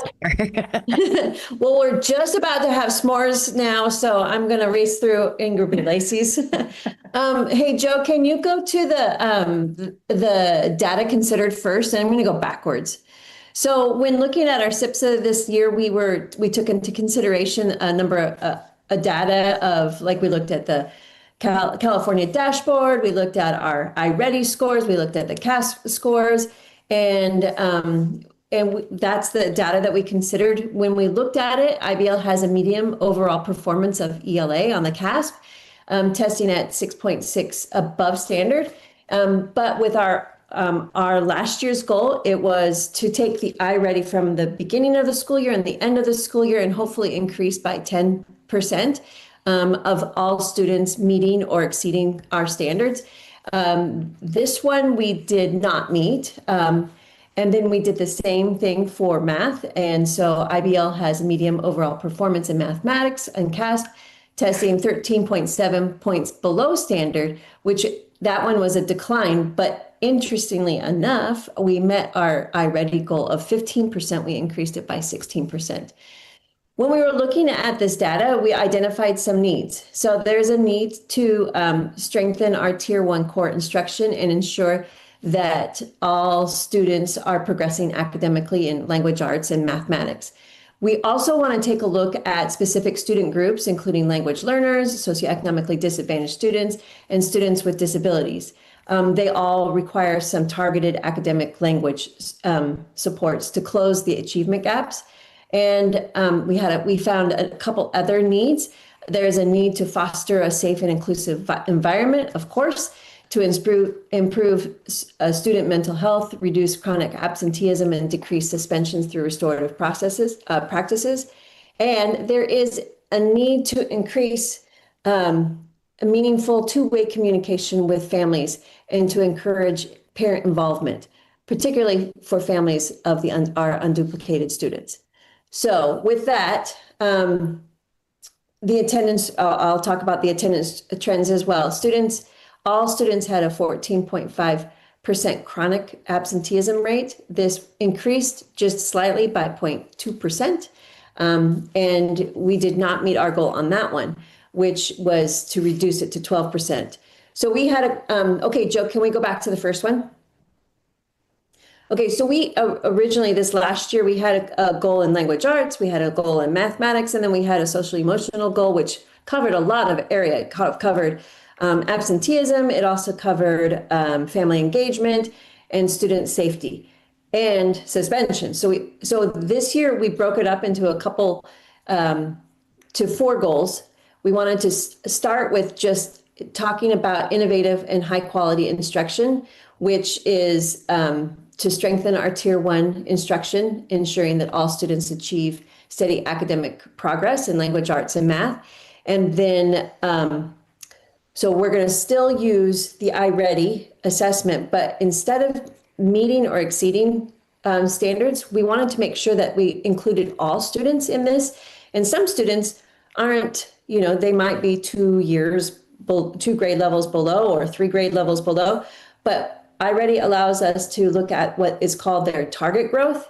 And so we changed our metric here slightly so that we could include all of our students, so that if they were to meet their target growth, that would be fantastic. So we really want to support students in meeting their target growth and maybe even their, what's it called?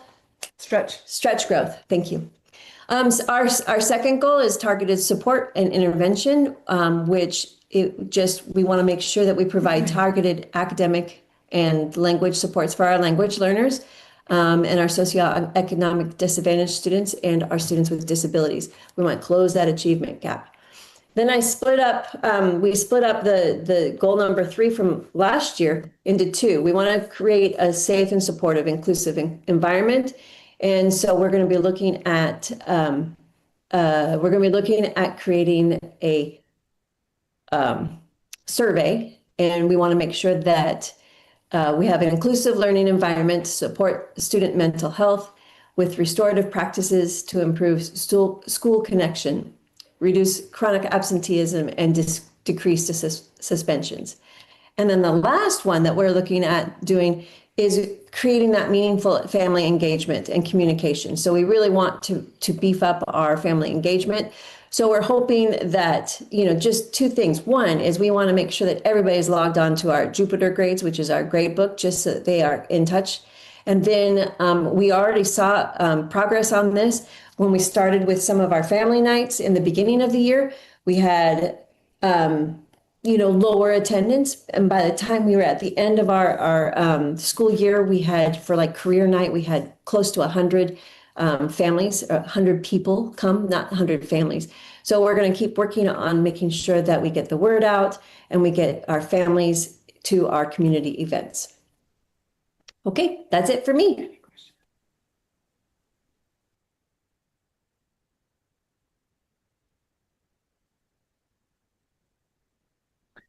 It looks like we have Ocean Shore goals up next. Anybody online? Yeah, I'm here. Oh, thank you, Ellie. You're welcome.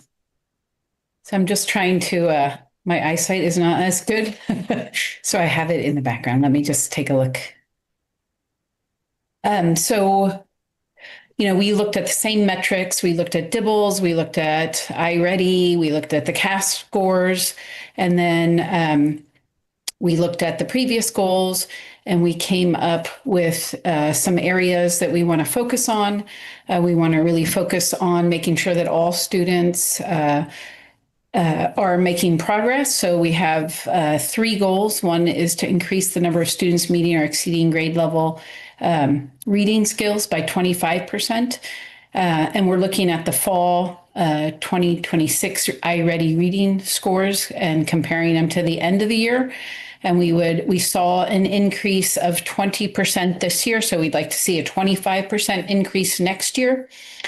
And then we have a goal for increasing the number of students meeting or exceeding math skills by 30%. And so that's the same kind of thing, looking at the beginning of iReady and then the end of iReady and moving that a little further to 30%.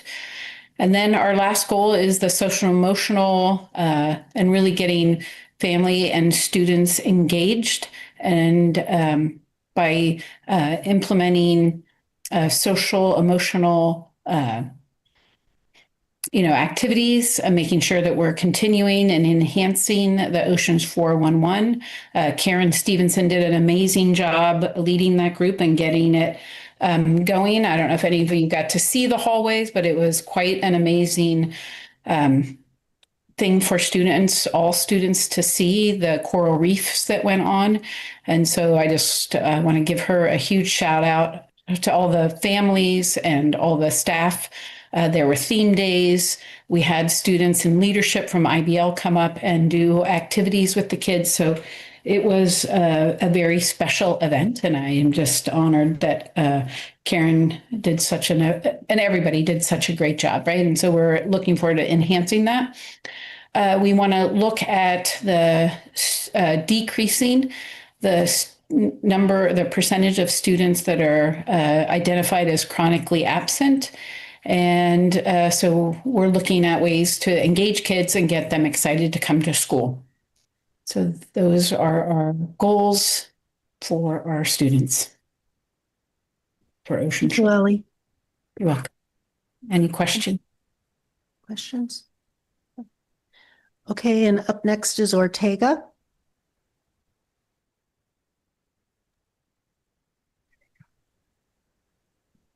Hello, Ortega. good evening. Good evening. I'm Jason Konigsberg, principal of Ortega. I'll share our goals. Goal 1 is 100% of K-5 teachers will implement with fidelity the Open Court Language Arts Foundational Skills Band, the Reading and Responding Strategies Band, and follow Open Court's Order of Writing units as measured by Teacher Self-Reporting Rubric by June 2027. Teachers and support staff will be provided professional development in the new Open Court curriculum, DIBELS assessment, and how to support ELLs.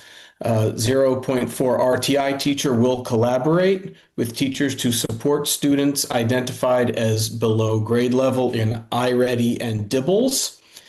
So that's our first goal, focusing on ELA. Goal 2, math scores of students will increase by 5% as measured by CASP and iReady data.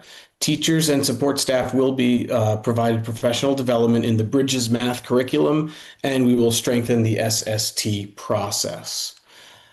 Goal 3, so one goal focusing on ELA, one goal focusing on math test scores, and goal 3 is focusing more on climate and culture. Ortega will maintain gold level status on PBIS fidelity inventory, indicating consistent implementation of PBIS strategies campus-wide, strong use of data, multi-tiered systems of support in place, staff buy-in, student ownership, and family awareness, resulting in our very low suspension rates for the 2026-2027 school year. We will host morning meetings with students and families where announcements are read by students. Teachers will lead a peacemaker program where students will lead conflict resolution at recess. Student council with students in leadership roles is also commencing next year. Scheduled time for cross-grade level buddy classes. PTO hosted events such as Global Village, Science Night, Reading Night, Soul Shop using site funds. So a lot of support there from the community. And the next slide, Ortega data considered with these goals. Summary of the data for the spring. For iReady Spring 2026 data, 305 first through fifth grade students tested. 61% of students are at or above grade level in reading, and 56% of students are at or above grade level in math. Academic achievement gaps. We see an achievement gap in students of certain subgroups, such as students with disabilities and students with low socioeconomic conditions. CASP scores have declined with these and other subgroups in both math and reading. Students with disabilities declined, but students from socioeconomic disadvantages increased their scores. Attendance trends, we had 95.74% in attendance this year. Our highest month was August with 97.21% attendance. December was our lowest with 94.68%. Our second grade was the highest at 95.71%, and TK was the lowest at 95.46%. Chronic absenteeism continues to be an area of improvement. Overall, 9.6 of Ortega's students are chronically absent, and a majority of those students fall under most of our subgroups at 10% or higher, the highest being our Hispanic population at 19.2% chronically absent. We will continue to work with families and students using attendance incentives at school to increase attendance and continue with parent and guardian engagement. Parents are encouraged to join in class activities and evening events, and we had a high turnout for those. Parents have played a consistent role in their children's education, and we hope to have more involvement and participation next year. We have a very active and supportive PTO. They've helped us so much, our PTO, with everything this year since I came on before that. So that's Ortega's goals. Any questions? All right. Questions or comments? Thank you. Thank you. Okay, and now we're moving on to Sunset Ridge goals. Allie? All right, I'm back. So, we used the same kind of data, right? The DIBELS and the iReady, teacher referrals. We have the screen/cost team. So we used that for both schools. We saw that our attendance, we also looked at attendance and referrals. And we see that, recess is a time, lunch recess is a big time where we see a lot of student referrals. So we want to look at what we can do to support yard duty and the kids at recess time so that we don't have as many referrals and incidents there. We looked at chronic absenteeism and we looked at our attendance. We saw just a tiny, I don't think it's statistically significant. It's just a small percentage going up, right? So we're having more students coming to school. And we saw a tiny increase decrease in the number of students identified as chronically absent.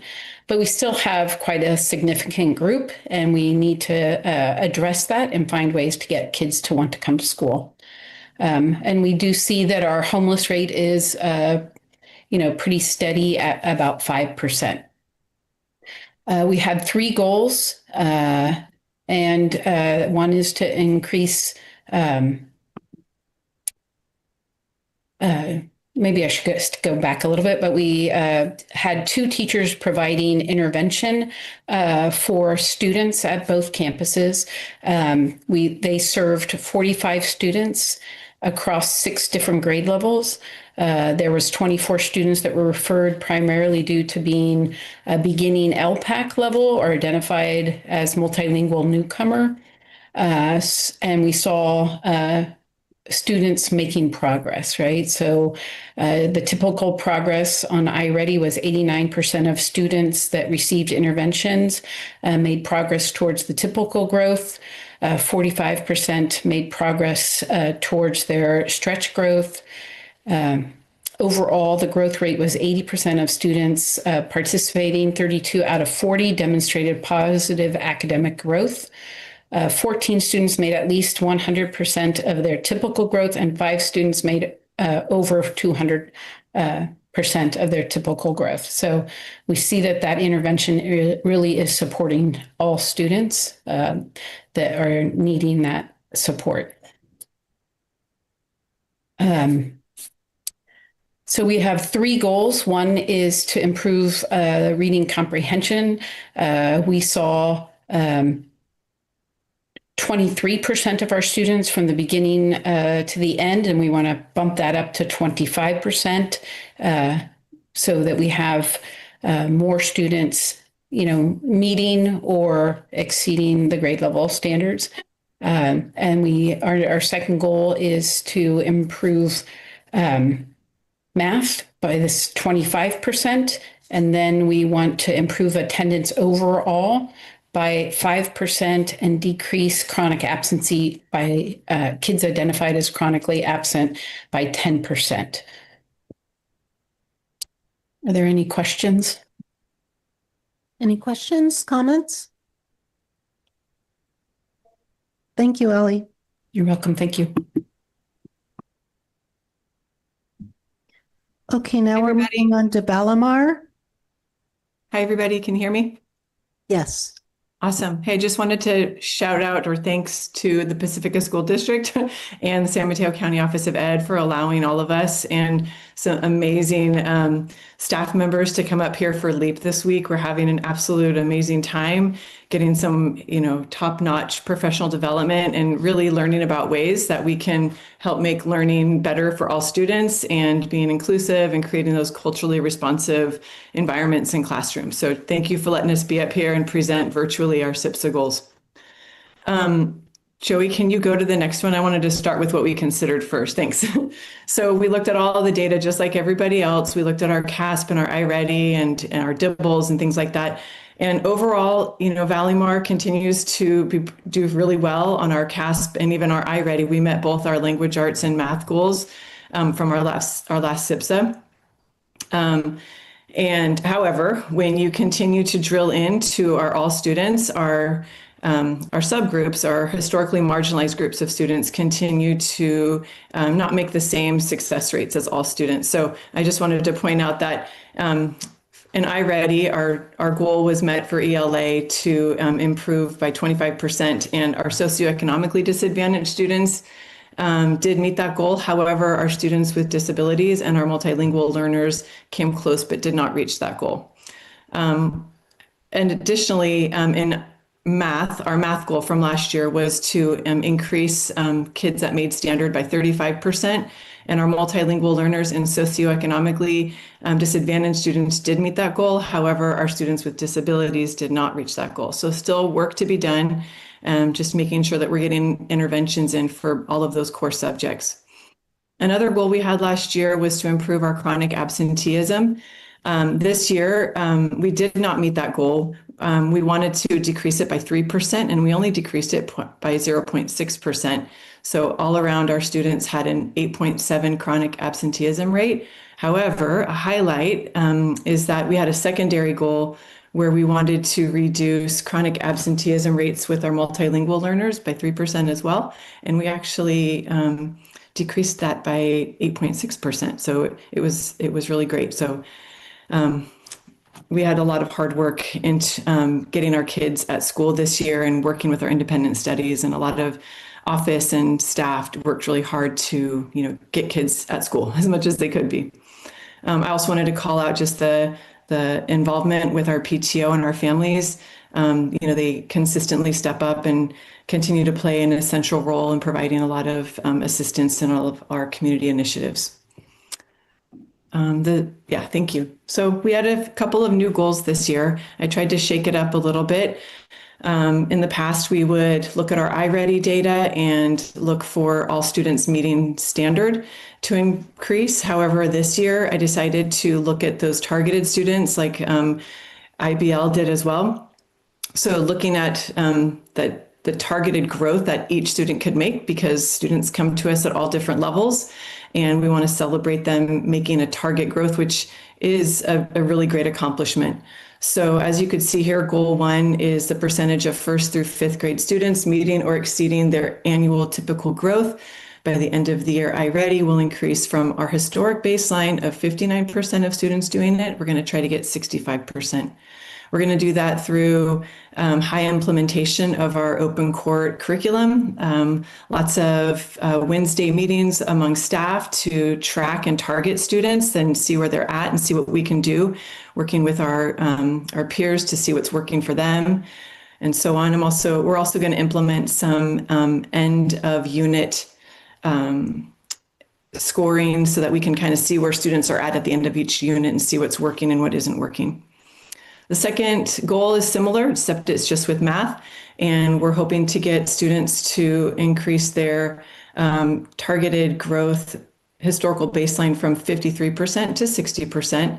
And again, very similar things. We're going to use that high quality instruction from our bridges and just really having a focus during our grade level meetings, meeting with small groups in our classrooms to target students and really help them where they're at. Our third goal is focusing on our multilingual learners, and we're looking to have all of our multilingual learners advance at least one performance level in the summative LPAC. And we're going to do that through targeted response to intervention with our TI teacher and just high fidelity of our new ELA curriculum, and just really making sure that we're talking and keeping these students on our forefront, making sure that we're meeting with them regularly in small groups and giving them the extra support that they need to make this goal. Our last goal had to do with just that school climate again. And we were lucky enough to be able to apply for that gold status with the California PBIS. And we saw great results in a lot of the work that was done around our campus through these initiatives. And so our last goal is just to continue demonstrating high fidelity with our PBIS behavior matrix and school-wide agreements so that we can reach for gold again next year. Are there any questions? I don't have any questions specifically for Valleymar, but I just was going to make a comment. Is now a good time? Did you want to ask a question? Does anybody have any questions or comments? Yes. Okay. This isn't specifically for Valleymar, but I've never had to complete a SIPSA, but I understand that, and I can see that it's a lot of work, a lot more than just what we see on these slides. There's a lot going on in this meeting tonight, and we might not have a lot to say about these reports, but I do want to say thank you to our principals for getting it done and trying to close the gap and working with your teachers, families, and communities to reach your goals. Attendance improved a lot this year, which is huge. That's my comment. That's a great comment. I'll jump in on the closing, is that even though we're looking at these individual school sites with their own challenges and their own celebrations, you were all taking notes. I was taking notes, so we can see some common themes across the way. One of them was that focus on positive school climate, emphasizing the attendance. I also noted strong commitment to literacy, strong implementation of our district adopted curriculum, targeted support for those subgroups, right? That was across the board, and a meaningful family engagement that was not one-way, but two-way communication. So yes, I want to thank our principals, school site councils, staff, and family who contributed to these plans.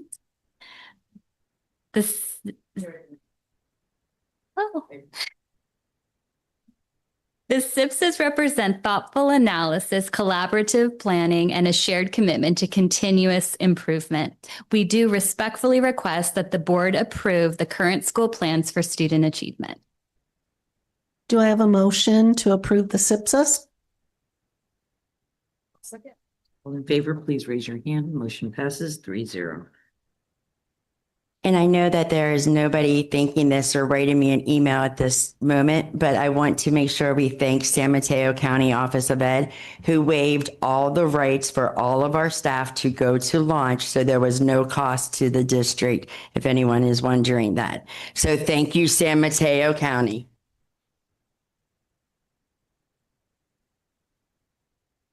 Okay, and we are moving on to E, approval to hire Ocean Shore and Sunset Ridge School Principal Rachel Romo.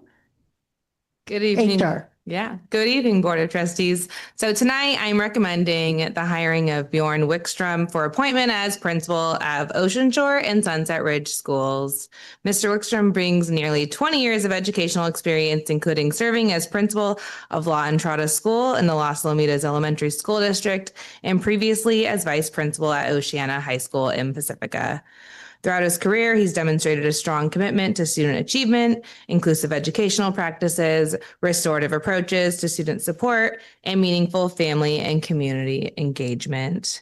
His leadership experience, dedication to fostering positive school climate, and focus on supporting the academic and social-emotional success of all students make him an excellent addition to the Pacifica School District leadership team. it is recommended that the board approve the hiring of Bjorn Wickstrom as the principal of Ocean Shore and Sunset Ridge Schools. Is there any question? Do I have a motion to hire Bjorn Wickstrom as principal of Ocean Shore and Sunset Ridge? All in favor, please raise your hands. Motion passes 3-0.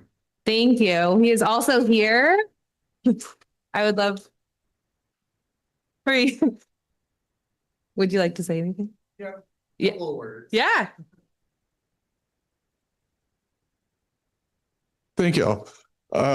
First and foremost, Dr. Bowman, members of the Board of Trustees, the members of my amazing hiring committees, they really represented this district super well. So,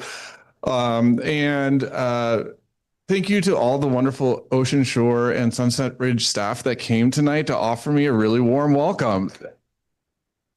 I'm really thrilled to be rejoining the Pacifica community as someone who considers Las Vegas home. I'm going to have to get used to the cold again, but I can buy a couple new coats and it'll work out great.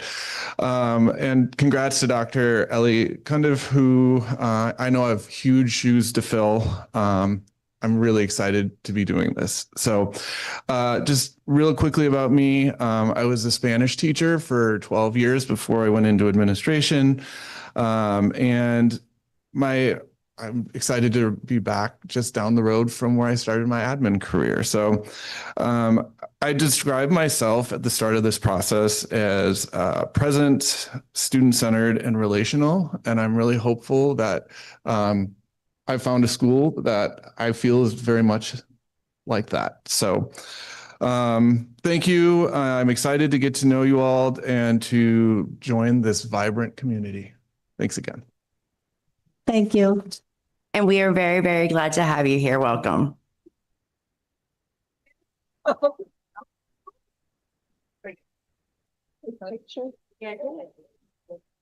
Wait, guys, come up and get a picture. That's it. That's so sweet.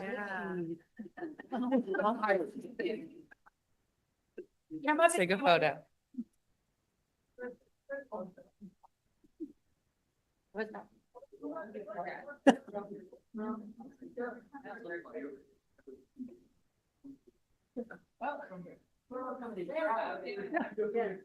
Group shot.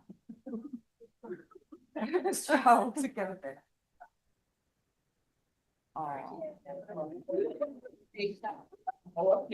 Yeah. Okay, so Rachel, you're still up. Back to back. F, approval to hire Cabrillo assistant principal. Yes. So now I am recommending the hiring of Karen Stevenson to be hired as the assistant principal of Cabrillo School. Karen brings over 20 years of educational experience, including classroom teaching, intervention support, and school administration within the Pacifica School District. She currently serves as the vice principal of guidance and learning at Sunset Ridge, where she supports instructional excellence, student achievement, restorative practices, and school climate initiatives. I am recommending that the board approve the hiring of Karen Stevenson as the assistant principal of Cabrillo School. Any question? Any questions? Okay. Do I have a motion to approve the hiring of Karen Stevenson as assistant principal of Cabrillo School? Oh, you're second. All in favor, please raise your hands. Motion passes 3-0. Awesome.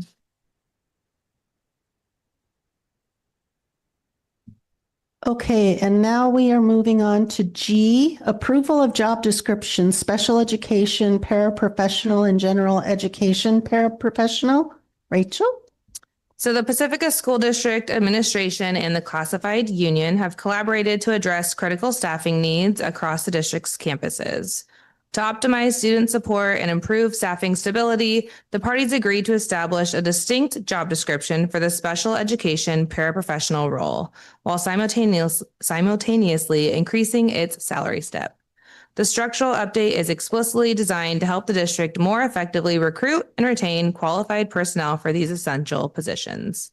If approved by the board, these updated job descriptions and adjusted compensation ranges will officially take effect on July 1st, 2026 for the 2026-2027 school year. Are there any questions about the attached job descriptions? Okay, do I have a motion to approve? Where am I? Sorry.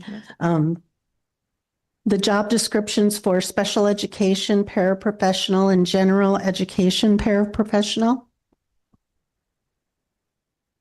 All in favor, please raise your hands. Motion passes 3-0. Thank you. Rachel, we're on H. Approval of job description for fiscal analyst, sorry. The administration is proposing the creation of the new fiscal analyst position to strategically enhance the capabilities of the business services department. The position will address 3 critical organizational needs, including departmental reinforcement, internal checks and balances, and career succession pathways. The role will focus on identifying fiscal trends, projecting multi-year variances, and developing data-driven models to support bargaining and structural planning. Are there any questions about the job description? I just want to note that there is a financial technician and a financial analyst. There will only be one position filled. There is no change in our assignments. It is still the same number of employees. Recommendation from FitMat asked us to add oversight to additional areas in our fiscal department. So keeping within the classified CSCA labor union, the analyst is a higher position, but will not be filled unless there is a vacancy in our fiscal technician positions. Thanks for clarifying that. Don't want any more emails. Do I have a motion to approve the job description for fiscal analyst? All in favor, please raise your hand. Motion passes 3-0. Thank you. One more. And now we are on I, declaration of need for fully qualified educators for the 2026-2027 school year. Rachel. The declaration of need for fully qualified educators it ensures that the Pacifica School District retains legal flexibility to maintain stable staffing levels should unexpected vacancies arise during the upcoming school year. So to comply with state regulations, this item must be adopted at a regularly scheduled public meeting and cannot appear as part of a consent agenda. And once it's approved, the declaration remains in force until June 30th, 2027. In developing the projections for the 2026-2027 school year, the Human Resources Department intentionally added extra capacity to several permit categories. This proactive buffer accounts for potential attrition, ensuring that if current fully credentialed staff leave mid-year, the district can immediately hire and secure necessary emergency waivers or limited assignment permits for new hires or existing personnel. The district continues to prioritize recruiting fully credentialed personnel through job fairs, university placement offers, and statewide recruitment networks before we utilize these permits. Are there any questions about this declaration? Do I have a motion to approve the declaration of need for fully qualified educators for the 2026-27 school year? All in favor, please raise your hands. Motion passes 3-0.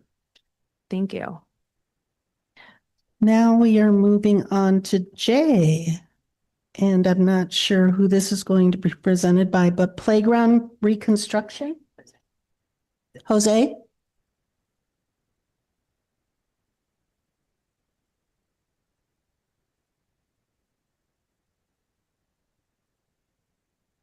Okay, this playground equipment is a bid that was solicited for our 3 sites at Ortega, Valamar, and Sunset Ridge.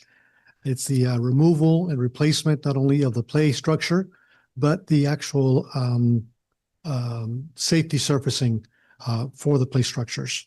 And so we did go out to bid on May 20th, 2026, and the lowest responsible bidder was Treaty Construction at $744,000 $750. And it is the recommendation to award this contract to Treaty Construction. And to recommend that the board authorizes staff to enter into contract with the lowest responsible bidder for this playground reconstruction at these 3 school sites. Are there any questions? I have a question.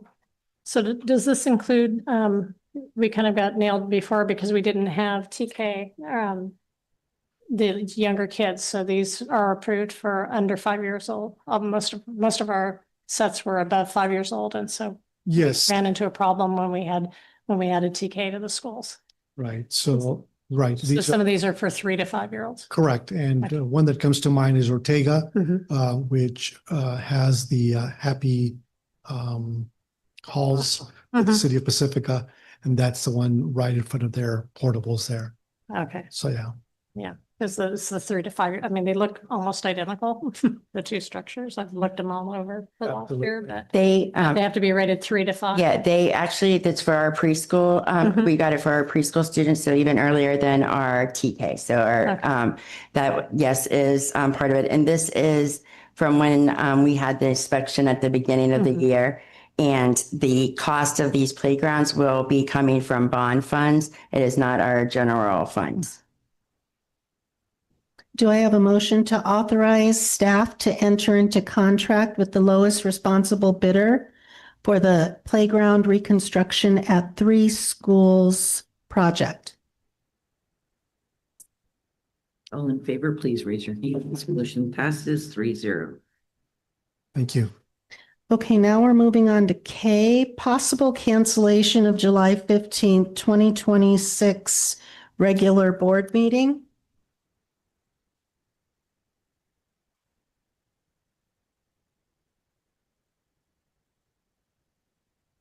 Hello again. Keeping with the historical practice and need, it is recommended that the board consider canceling the scheduled July 15th, 2026 meeting as the summer month finds many families, district employees, and board members on vacation.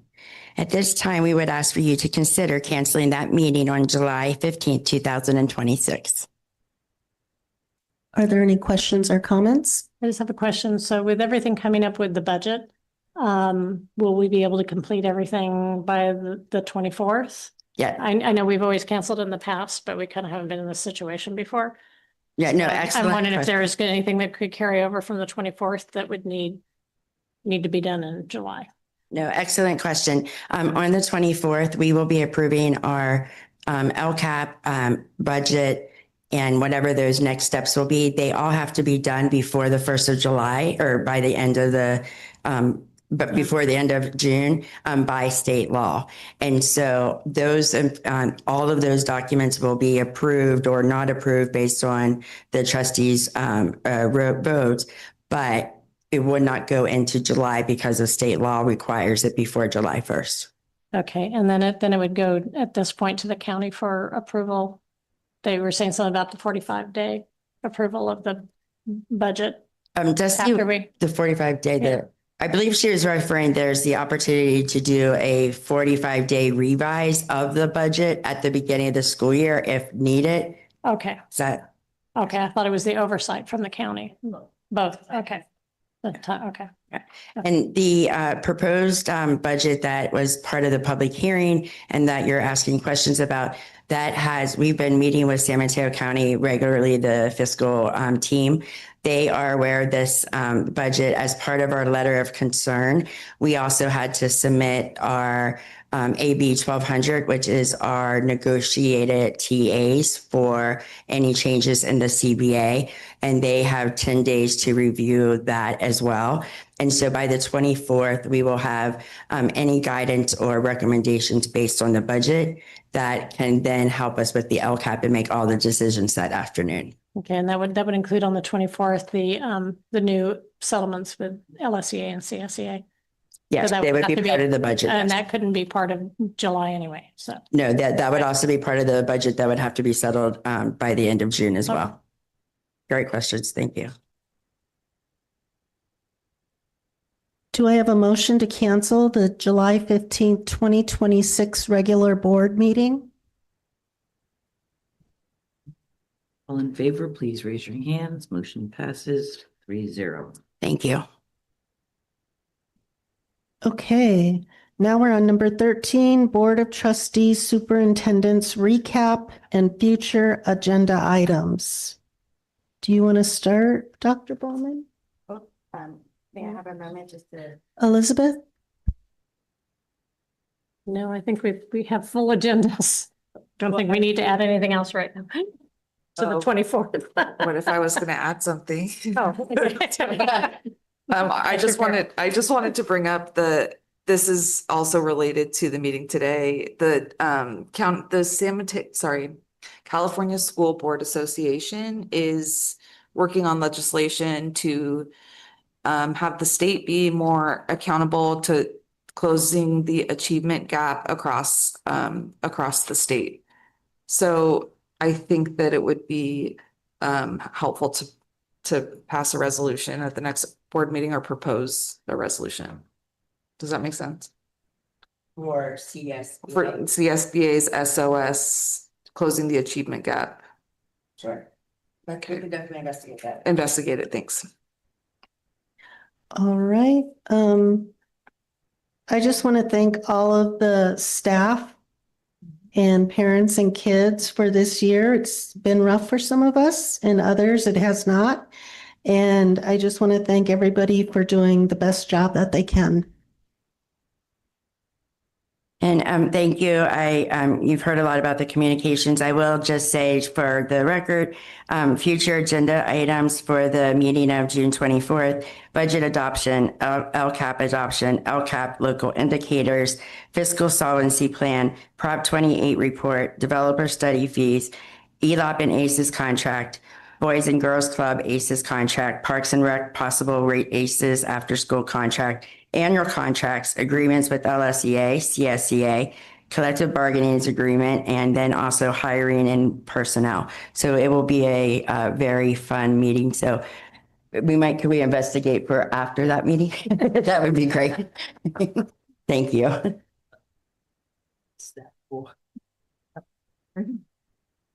All right, so the meeting is adjourned unless there's any other comments or questions?